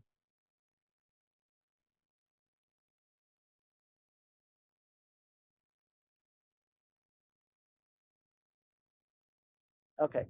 If I remember right, was that too the Bard King? If I was told right and remember correctly from the village people. Because they did give me some idea of what to expect, but not fully. That some of them had made their journey, but I had never had. So I'm kind of going off of secondhand information. Some of them have said that is essentially what that place is. though seeing as you have yet to be there yourself, you're not 100% sure. You know that the main place of worship for the Bard King is someplace that has like a theater in it, but that is the most information that you were ever given. Okay. Well, seeing how the town is going to start getting busy soon, as I arrived on the eve a day later than I was anticipating, but got to do what I have to do. I am going to try to secure a room, so that way, for a couple nights, that way I make sure that I have a place to lay my head besides out in the streets. So as Seeing you do I am in ask unfamiliar around, territory. Go ahead. I'm sorry. it's all right. I was going to say, as you do a quick ask around of local places, you're given two different names for a place that could possibly set you up for the night. The first one is a small tavern that might not have enough rooms, but a lot of people will recommend it no matter what, which is the Black Barrel Tavern. The other one is a lot more space, a little bit pricier depending on how it's set up for your stay. But the Sirens Sanctuary definitely has a lot of room compared to the tavern. Well, knowing More that often she than has, not, the sailors are kept out of those two places and told to stay on their ships during the particular holiday from how many people are showing up.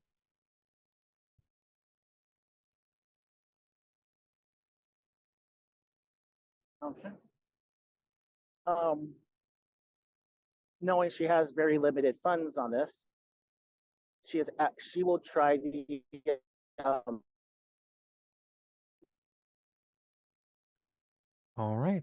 So you head over to the Black Barrel Tavern and you step inside. It's fairly bustling. There is a uh, young tiefling with ocean blue skin running around,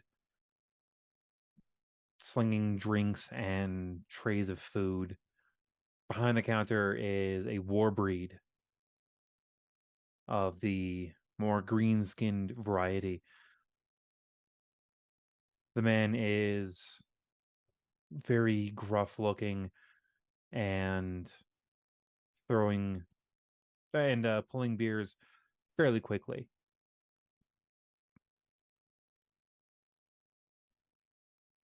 Most of the tables are fairly full, but there's a table in the far corner that is currently unoccupied.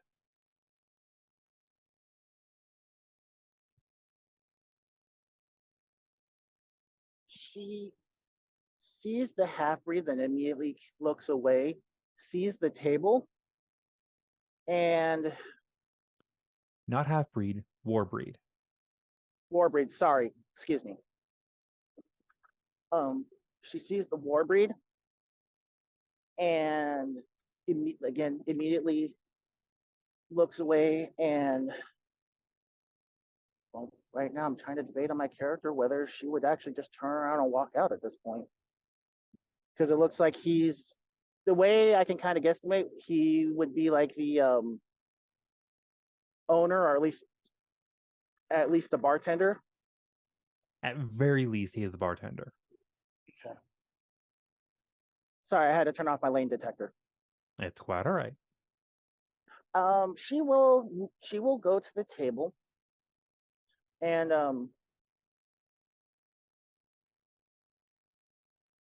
take a seat. And when the bartender, or not the bartender, the waitress or wherever,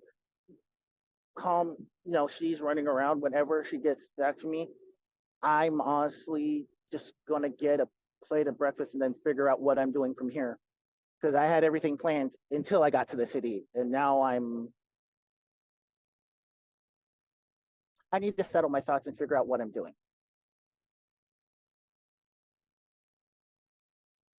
We currently have two different choices for you. Simple breakfast or simple breakfast, large breakfast, breakfast with beer. Simple breakfast with the beer sounds perfectly fine. Thank you, miss.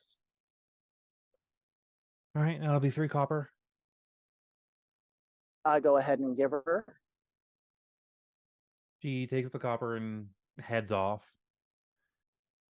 Not very long after, she comes back and almost throws the plate onto the table as she is running past you, dropping the mug with her tail as she skirts away. The breakfast is very simple. It is 2 sausages, a piece of toast, and 1 egg that has been scrambled. It's food. It's not dried rations that she's been eating. She'll take it. And based on their attitude, this is probably going to be Waffle House good. Oh, it's fairly good. Like it's well seasoned. It's just Fist side, really fist, quickly made. It's fist fight served on the side. If it's No, Waffle House it's quality. no, it's your caramel macchiato, extra foam, extra whip, extra cheese. Get it, get out. Type deal. She's trying she needs more hands than what she has, and possibly tails at this point. Pretty, why are you gonna call me out like that? Seriously, that's like my order. The fuck. Except I did say extra cheese. If you put cheese on yours, then you're okay. I'm someone from who did pay attention to Minnesota. this. Don't judge me. You could have teased me. I thought you were a Wisconsin cheesehead. That's me. Okay, close enough. The entire Midwest loves its cheese. Come on, let's get this straight here. excuse you, I'm that basic white bitch. Any Hoosiers? I'll give you some Okay. Midwest. Anyways, So when does the Uggs come out? when does the what come out? When did the The Uggs Uggs. come out? Probably in about 2 weeks. No, I'm just kidding. When the first snow comes. Oh no, they Anyways, come out I sooner don't. than that. I don't own Uggs. I was I teasing just- Guild. I just don't. Anyways, Just- back to Sorry. back to Mandin and back to the So Black I'm Barrel Tavern. appreciative. I'm appreciative because it's not rations. It's not something dry. It's not hardtack. It's hot, and it has more flavor than what I've been having. I don't give a damn if the beer's even weak because it works for me. It means I pay attention more. But oh, now the it just beer allows. isn't weak at all. The you can tell that it is a like lighter pour than you would probably get in the evening, but this mostly full mug is a fairly dark, fairly rich ale, and it Works has for a me. unique aftertaste of fire, like Fire. that taste of like the smell of a campfire. Like the smokiness of a campfire.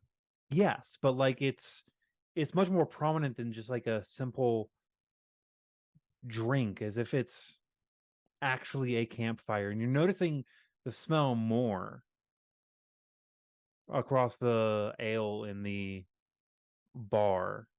That would definitely be one I would know, considering what I've been dealing with. Yeah, I know Yeah. campfires a little too well. No. Well, she does appreciate it. It's like, it tastes like my troubles. I'll still take it. I'm off my feet. I'm not sitting on a rock or a log. I'm in a chair. I'm good. I'm relaxed. Um, I'm going to assume that it's going to be busy all damn day because seeing how it's the festival, she's probably not going to get a chance to get off her feet. Yeah, it's going to be a very busy day. Are you going to try and secure a room here or a room in the? I've got to make a check for her just because I understand. you know the backstory. I need to I know. see That's if why I say I understand. let's see. I'd say that's probably a wisdom saving throw. I just rolled. I was looking for 15 or higher to deal with. I just kind of did a 25% chance that Yeah. she would drop it, and with a little bit of ale, and now being calm, she feels like she can deal with him rationally. So she will walk up to the bartender, obviously staying out of the waitress's way because we already know you don't mess with somebody who messes with your food. Mm-hmm. Go to the barkeep and ask, "Do you have any rooms available for this evening, for the next couple evenings?"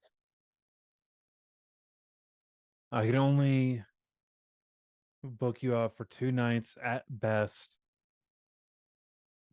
Is going to be a shared room if you take it, and it'll be 1 silver per night.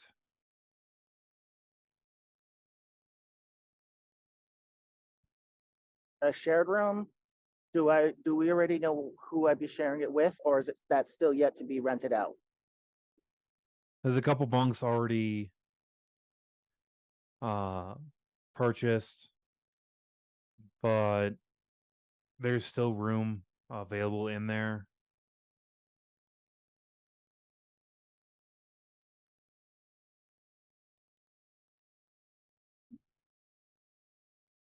The current room I have has 4 open beds.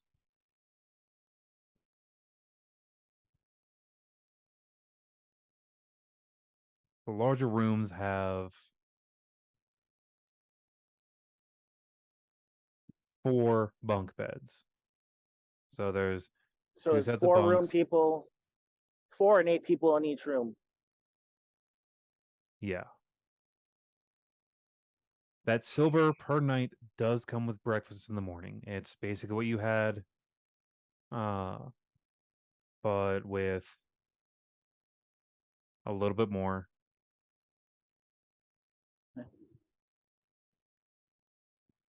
And you also What? get a dinner. It's 2 meals and a bed for a silver night. Which normally isn't bad, but she doesn't.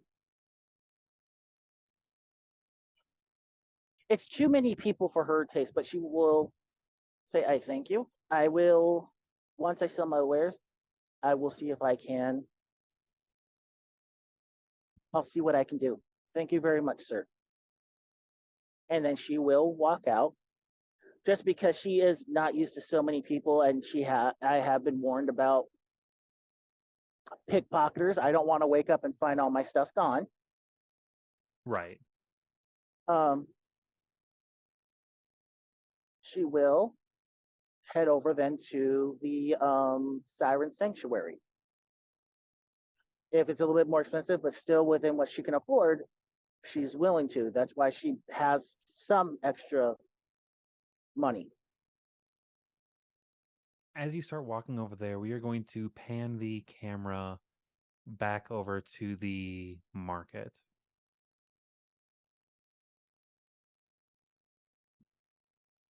Miss Luna, you have already set up most of the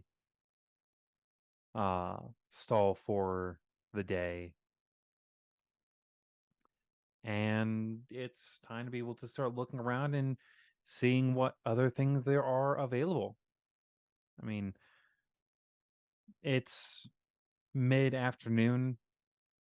by the time you get finished, which I know is going to be a bit of a time skip, but just trust me on this. All right. And I'm assuming by this point, there's some of her shipmates have come to kind of relieve her, so she's not like leaving the wares Yeah, unattended. no, She no, wanders off. the a lot of your shipmates have come and set that up. Perfect. You were not alone. I'm gonna see if there's anyone around that wants to go check out those games, because she spent a lot of time on ships, and you roll a lot of dice and play a lot of cards. But if there's any like actual bigger proper games, it's kind of one of the big go-tos. That or the tavern. So she wants to see if anyone else wants to venture forth with her, or if she's going by herself. Most of the crew seems to say like brush you off for this particular run, saying that they'll catch up with you later. She is kind of the newest one. Yeah. Not quite with the rest of the crew in the ship. Perfect. So what she's gonna do now that it's later afternoon and all that's kind of taken care of, whether or not she even tells anyone specifically she's leaving, when she kind of gets like that, everyone's a little brushed her off and they're kind of all doing their own thing. She just kind of drifts away, or sways away, because she still doesn't quite have her land legs yet, and is making her way over to the games with her coin purse to see what's around, As you because start it's been a long perusing some of time. the games, there are a fair number of them. Not many are like properly set up. There's only one that looks to be like truly going right now, and even still, like they keep moving the ropes Yep. back and forth. On a side note, Scad, you notice that someone has broken away from the crew that you have been watching for the past few hours. A much more pale elf compared to the rest of the crew. And from the coloration of the clothing, they're probably from the Azir. You've seen that kind of stuff on things like the Jasper that was here a couple days ago. Okay.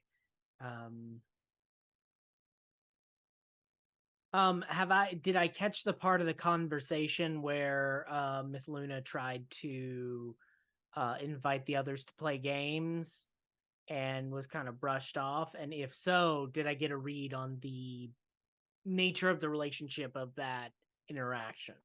Give me an insight. Okay. I'll give you advantage because you have been observing them for a while.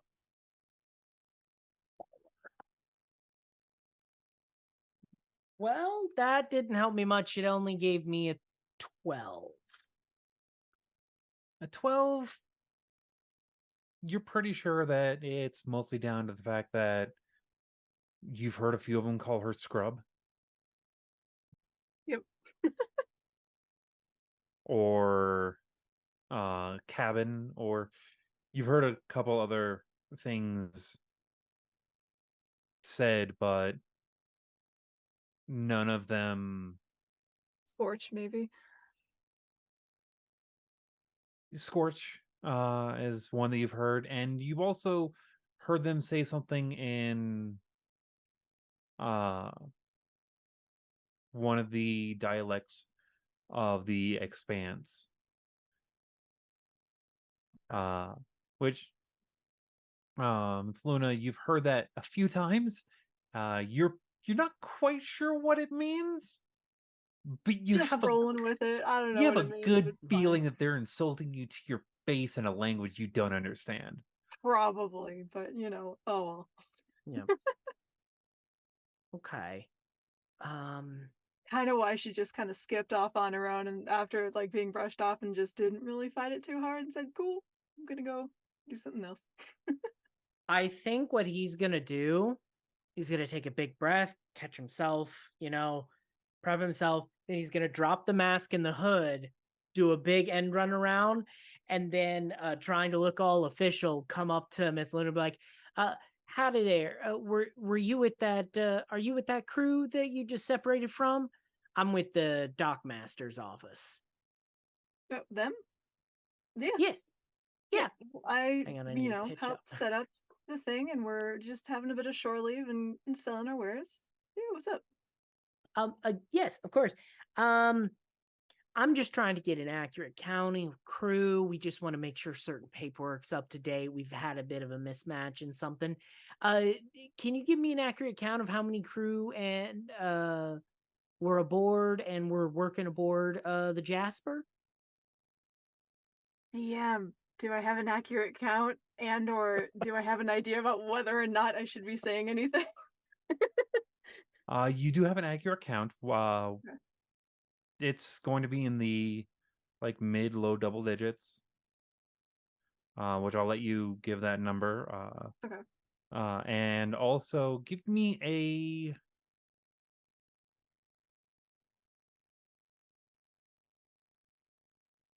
I'm gonna go with an insight check. Yeah. On your overall crew range currently. That. You inside, where's the number? D&D Beyond, where'd you put? There it is. All right. +3. That would be a 13 total. 13 total. You don't see all in the Jasper. Yeah. It's like, Jasper, not familiar with that name. We're from the Night's Watch, but not the Jasper. And then, we've got, 24 crew at the most, give or take, depending on shore leave and, who decides to jump off port and, come back on. Same, same old with every ship. Okay. The Night Watch, I was, you know what, that explains it. I was working off some incorrect data. Let me see if it just pull out some, some papers. I purposely let some slip and drop it to, distract, but I just get down some of the other ones. Okay. Can I do an insight check to see if you're trying to distract me? Because I just want to see if my character's wise enough to notice that. Because if not, she's just going to be bending over to pick up papers to help him out and be like, here you go. Absolutely. Give that roll. Give me a deception check as you're attentive. All right. Ooh. That's a 14. That would be a 9. So I'm just picking up papers, trying to help you out, and be like, oh yeah, no, totally get it. It's Thank you. Okay, so you're on the Night Watch. Where are y'all rolling in from? We seem to have misplaced some of the manifest information. I don't actually know. I'm a little bit of a new hire, so to speak. They don't really tell me a whole lot. I was just given a crate, told to go set up, and I did. They kind of picked me up out of the middle of the ocean for a bit, so might want to tell me, I'm not sure. You see she's kind of stumbling over herself, going, this is not a line of questioning that she had prepared for. And it came up with any kind of automatic response. She's kind of fumbling over I defer to the captain kind of thing. When there's a question she doesn't know, or defer to the quartermaster kind of thing. Okay, so you were rescued and joined the crew on from there. Okay, I can track down some other information. I just wanted to double check some stuff. I'm so sorry you had to go through that. By the way, my name's Scott. Myth Luna. Myth Luna, nice to meet you. By the way, it's actually more like this because I'm 3'9". So you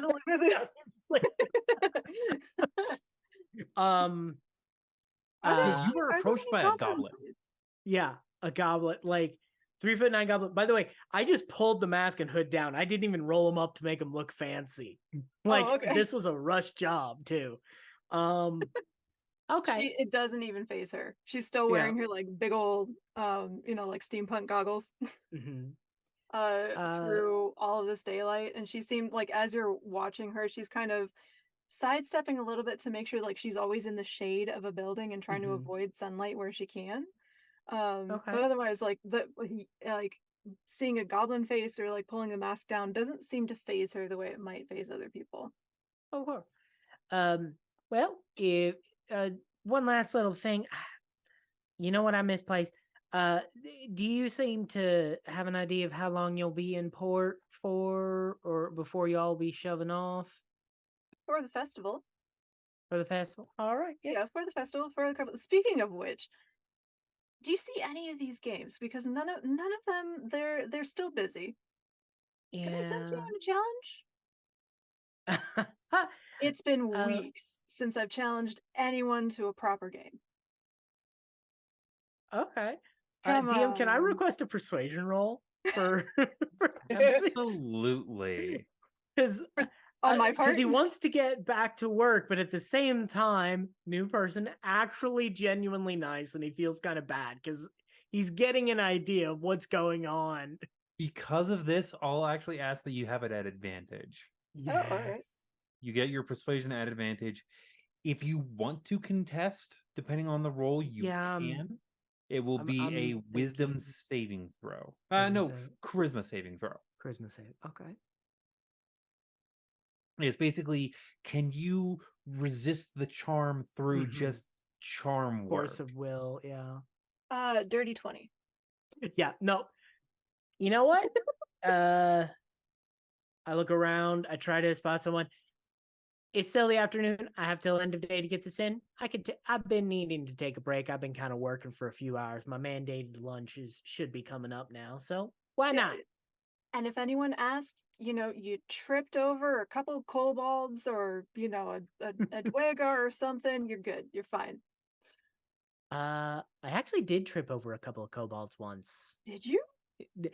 It was a funny joke we were trying to play on some friends of ours. It didn't end well. Do they have a like a beehive on them? Because I know sometimes kobolds have beehives. I don't know why. Oh, I met one of those once. He was annoying. Oh. That's a shame. All right. Well, which one do you want to? Because it like as I Well. said, it's been weeks. I am dying for a game right now. Mm-hmm. Currently, the only major game that you know is one that you've actually seen a while back. Which is one of the reasons why coming to Mandin is not anything new for this particular family. You've seen the River Rights Hammer Toss before. Old Sir Thrun is getting the 3 regular hammers. Like regular, I mean like these are metal hammers. Mm-hmm. The mithril hammer is the one that he uses for setting the bar. Yeah. But the regular hammers that are used, which he just calls them DOS hammers. Well, my normal specialty is not set up by this point, but I do know a regular. So let's go ahead that way. All right, and that sounds perfect. Let's go. And How's your throwing arm? as you guys are walking, My tiny little and she's goblin kind of arm. leaning on you a little bit. You can tell she's still very much swaying. Like she's been on the sea for a very long time and is like a little bit swaying in the wind. A light breeze would knock her over. And here's what you do: eyes down, and then slowly lift them up to the horizon. I've seen it all the time. You just gotta kind of reset that balance a little. That works? Occasionally.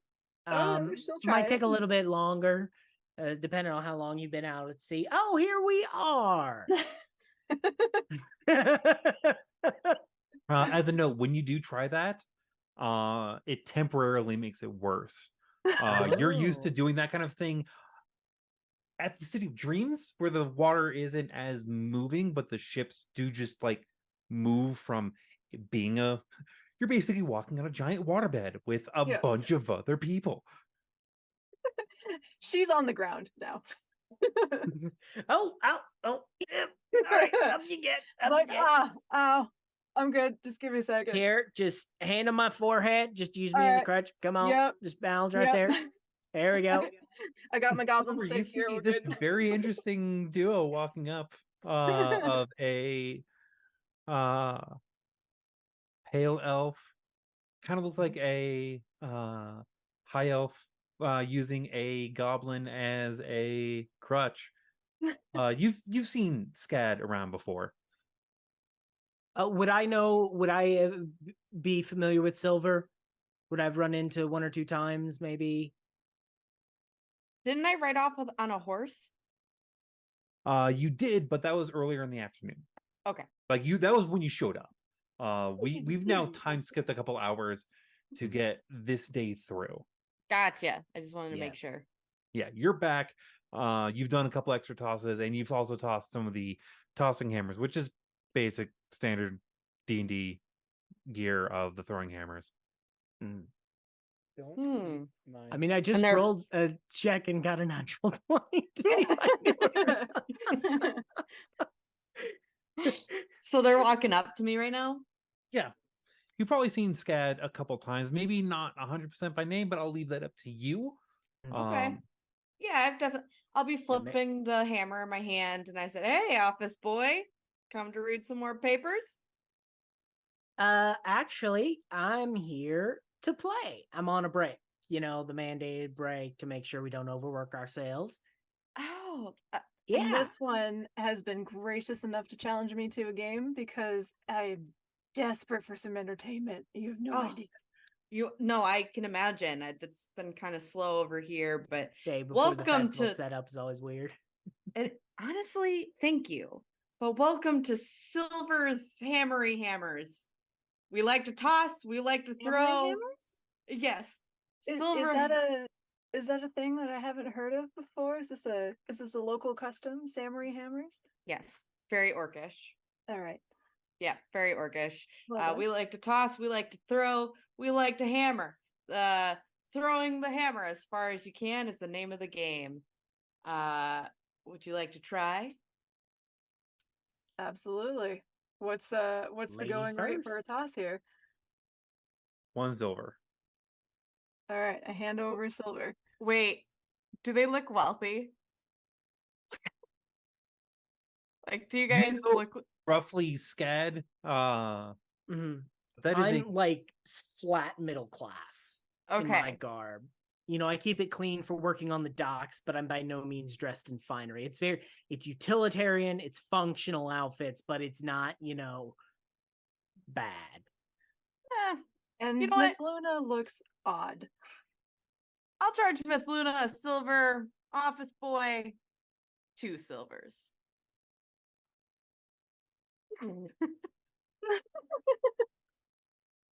Oh, come know. on. Fine. One Okay, so silver. I'll do it to persuasion. It's like, no, this is my friend. You know, what if I pay you 2 silvers for the both of us? I'll do a little persuasion. See if I can talk you down. Go. Yeah, absolutely. I'm loving this. As a note, your grandfather is like off to the side watching this whole thing, slowly strumming his guitar. I just give him a what's up. All right. Like he's got his pipe in his teeth, just slowly playing a simple song. 23 total for that persuasion. Did you get a nat 20? You said. No, 17. Oh, But I have a okay. +6 to persuasion. Okay. Yeah, No, that's. Yeah, I'm charismatic. yeah. I mean, that sounds like a really fair deal to me. All right, go- and I hand over the 2 silver because I am so happy to have someone to play with right now. Awesome. All right.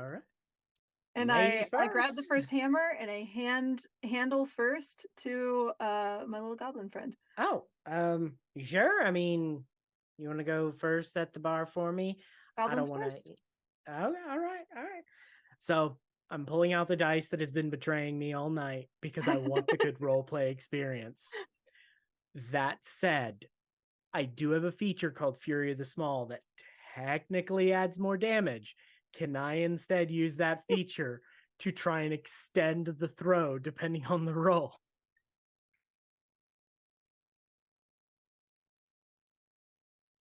You can use Fury of the Small Okay. To do, instead of damage, add that to your attack on this roll. Okay. But I believe you only get that once a day, correct? As many times as my proficiency bonus. Which So means I at get this it point twice a day twice. right now. You have to choose before you roll whether you're going to use it. Oh, I'm using it.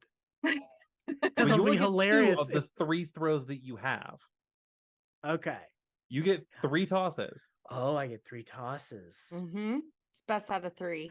Let's. Right? Yes, best out of 3. I'm gonna use it for the first one and the last one, just for for the comedy Perfect, I of love it. it. So for the first one with Fury of the Small, so add sort of like a +2. And a natural 2, plus my strength. So yeah, it's a thrown attack, so it's essentially an unarmed strike. So 5 + 2, that is 7.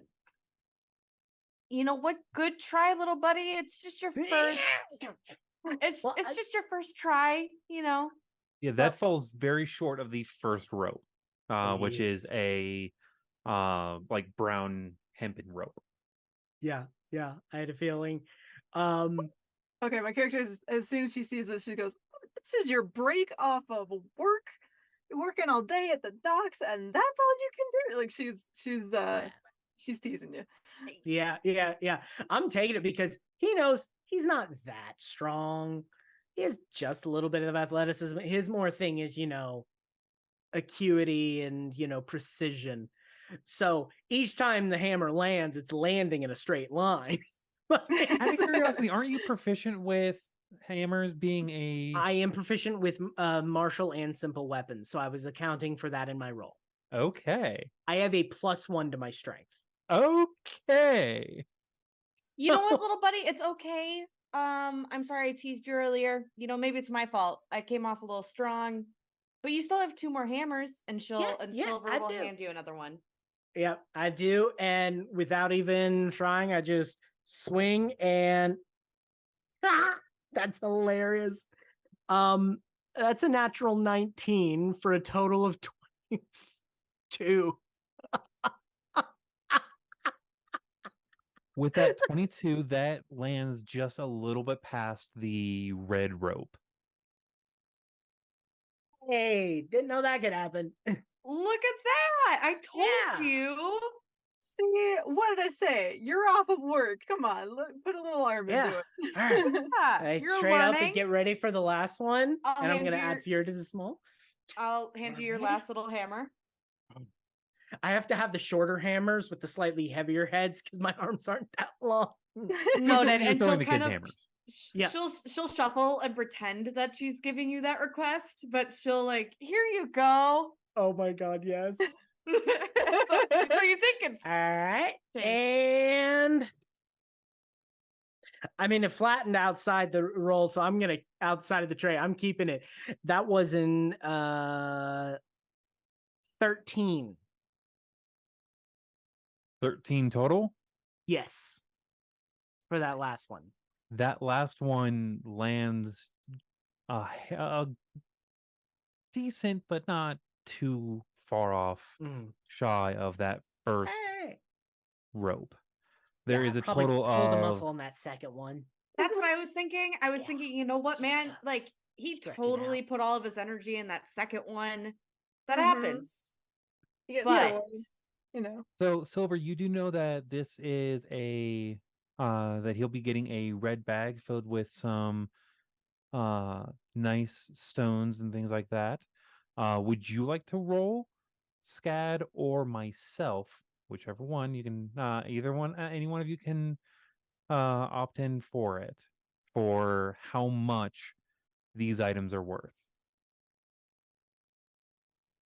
I'm going to leave it out of my hands. I like that idea, So, Silver, do you want it to be you or me that rolls? I think I'm gonna do it. Yes. Yeah. 3d4. 3d4. All right. 3d4. First one's 4. Second one is what the hell? 1. Mm. And last one's 4 to round it out. 9. So, Silver, you know for a fact, when you're picking up the bag and handing over, this is a pretty good size prize, but not too fancy. But you know that the red rope usually gets a pretty good return on investment kind of range. Scad, you know how stone like fine stones and the like worth of, I just lost my math, 9, 12 silver. Oops. Okay. So those stones and all of that are worth 12 silver pieces. Excellent. Nice. I apologize. I shouldn't be calling you office boy. What is your name?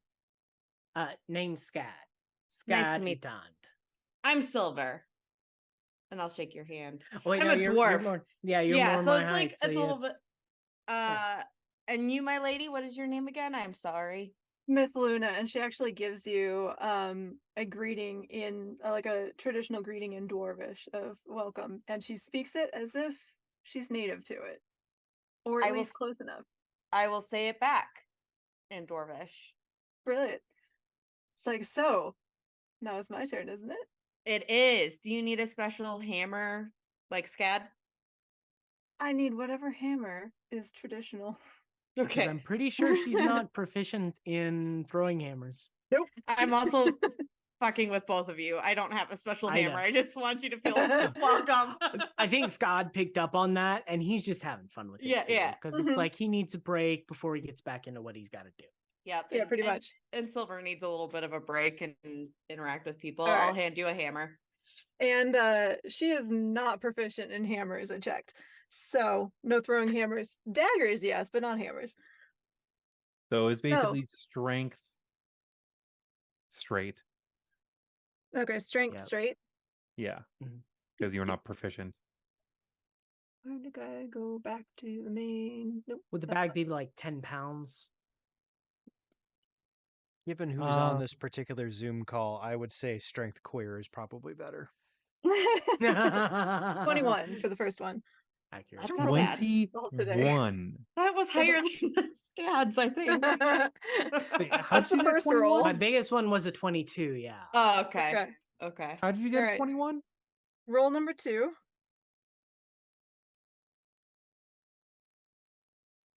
All right, this one's a 13. And the third one, I am going to activate Tides of Chaos, so I get advantage on this next roll. So really you're letting out a missed wild games. surge in the area. What'd you say? So you're letting out some chaotic magic in the area. It says for Tides of Chaos, yes, I will be, but it says sometime before I regain the ability. So sometime before the long rest, you as the DM get to determine when I roll for the Yeah. chaos. Tides So of Chaos is amazing. it's basically I am handing you a roll. Like you can tell me whenever you want for me to roll on the chaos on I can't the wild grin magic. any wider. It's That's on hurting. level No. 1, Yeah. 2. Oh, my yeah. Tides of god, Chaos that's starts on level 1. amazing. The, All right, the entirety of Wild Surges is bonkers at early levels. Yes. All right. What we got here? I wasn't questioning. I'm just shocked. I forget how bonkers Yeah. it is this early. That would be 18.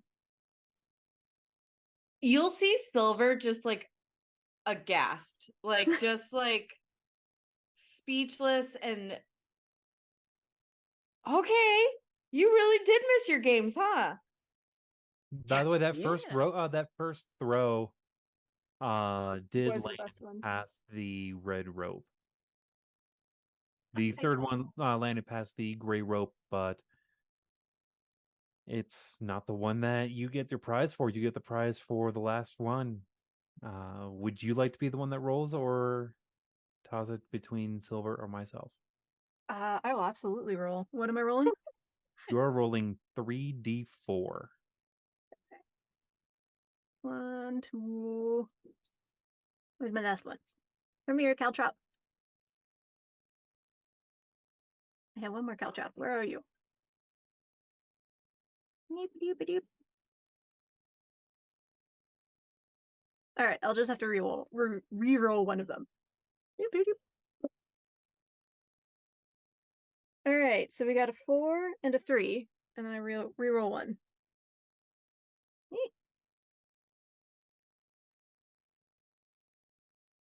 Okay, 4, 3, and a 4. Apparently, I'm rolling really well tonight. So in total, you get 14 silver worth of precious stones.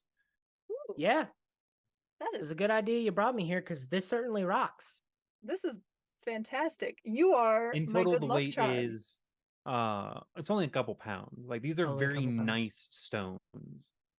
Like Okay. these stones are like you know the like kind of sidecar like the sideshow-ish stones that you see. Mm-hmm. Mhm. Yeah, but they're polished up as if polished by someone who works with mithril. And just to Oh. clarify, they are not pounds of myself. Mm-hmm. They are actually silver, like actual stones. So I didn't Yeah. want you to get Well, confused. the stones are worth that amount of money. Okay. Ah, I So put you can 4 trade them with others and get that amount of money from those items. It is perfect. treasure, not direct coinage. well, I that like shiny rocks, so this is perfect. Yeah. especially So shiny she's like math opening rocks. up her bag and like looking And- at the rocks and like comparing it to the Oh, my dad would love that one. Oh, is that feldspar? and so yeah, they're having a little bit of fun, like going back and Yeah. forth of, oh, that's Yeah, like, sure. oh, you got a cool one yeah. there. Do you want to Oh, trade? you want to Like, trade? Yeah.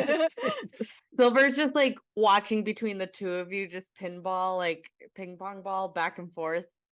And I'm gonna be like, yeah, they're rocking. Yeah. where did you find these? These are amazing. And you like, she's got like tourist eyes on by Yeah. seeing these rocks. And Mhm. like Yeah. they are even more amazing than they probably would be to anyone like in town. But she's just gobsmacked that these are absolutely gorgeous and she's having the best time. DM, Yes. were they mined by us or were in this? They are mined by friends and family, Okay. as well as polished. So we get them in our minds. So friends, family have mined them. I could have mined a couple of these, I like to explore the mines and then we polish them. So that way we can give them to nice people Yeah. like you. Excellent. Well, these look real good. I know several of my family and my village would actually love these. Well, if you want to know someone who taught me a lot, you can wave and turn to my peepaw over there. The little grumpy looking guy. I I give know him looks a the little rough. side. I know he looks grumpy, but he's actually quite lovely. Okay, I'm gonna turn to him and just wave with the dwarvish word for grandfather and say, just like singing his praises. Thank you, grandfather. Over to his part. I'm gonna call this canon. Peepaw is the dwarvish word for grandfather. All right. Yes. Yes. Yes. Thank you, Peepaw. And It's one of the reasons why he now isn't she so wants to objective either to play it. again or go get a beer.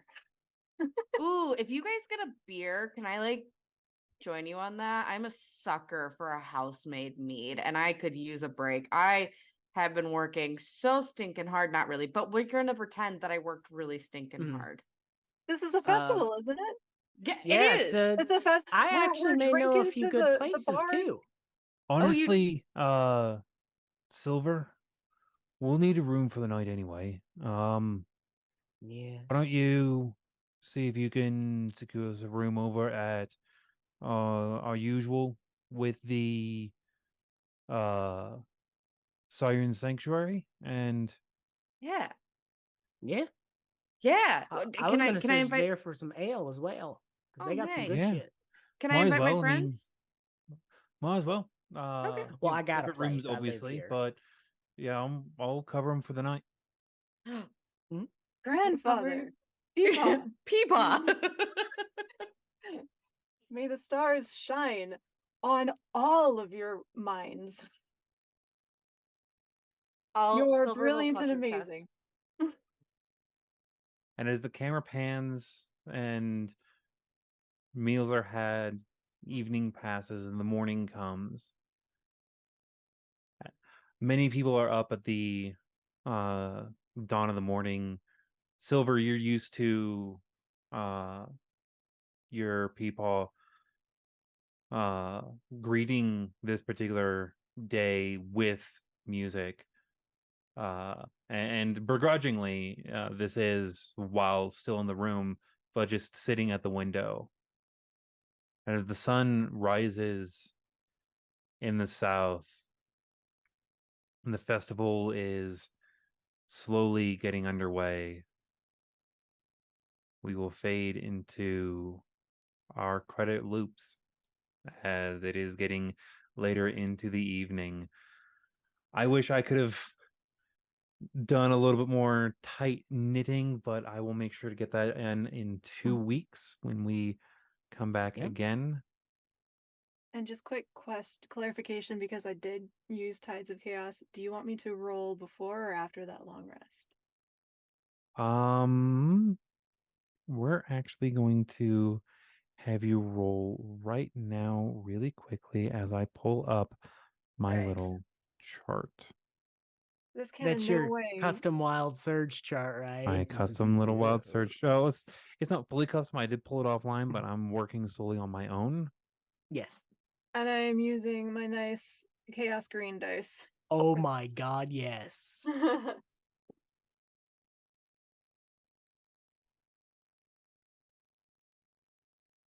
Right. Okay, 75. Nice round number. 75.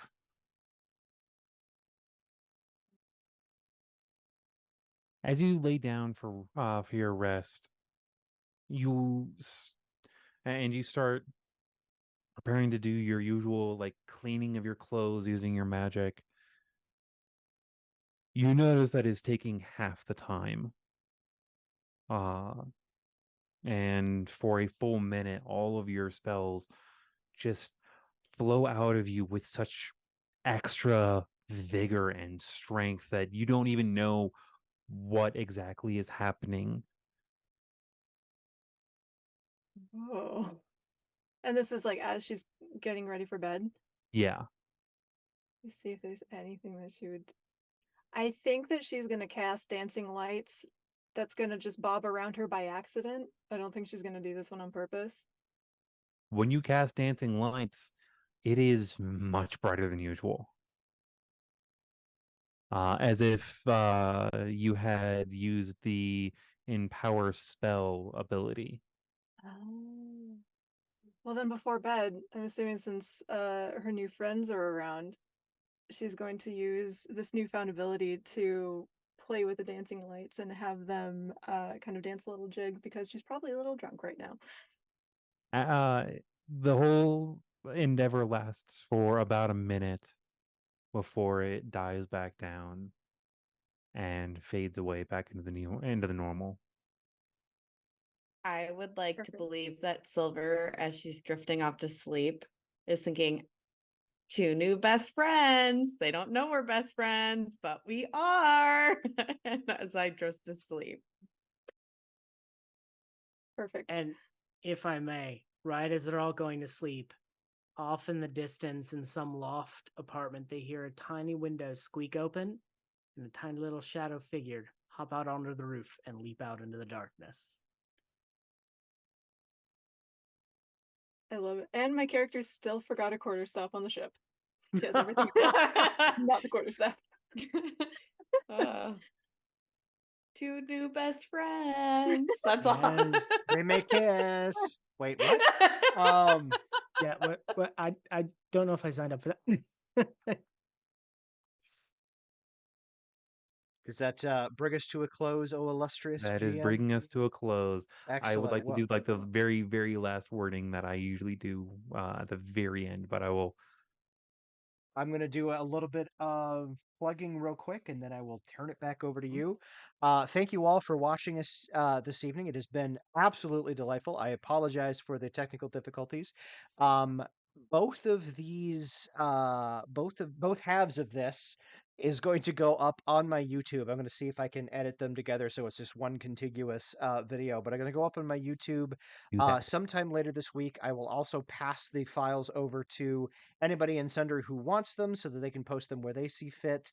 But you are more than welcome to go check them out on my YouTube channel, which is just YouTube/AskTheBlindGM. Other than that, thank you for joining us. We'll be back in 2 weeks. And yeah, so looking forward to picking up where we left off. And until then, be well, and roll safe.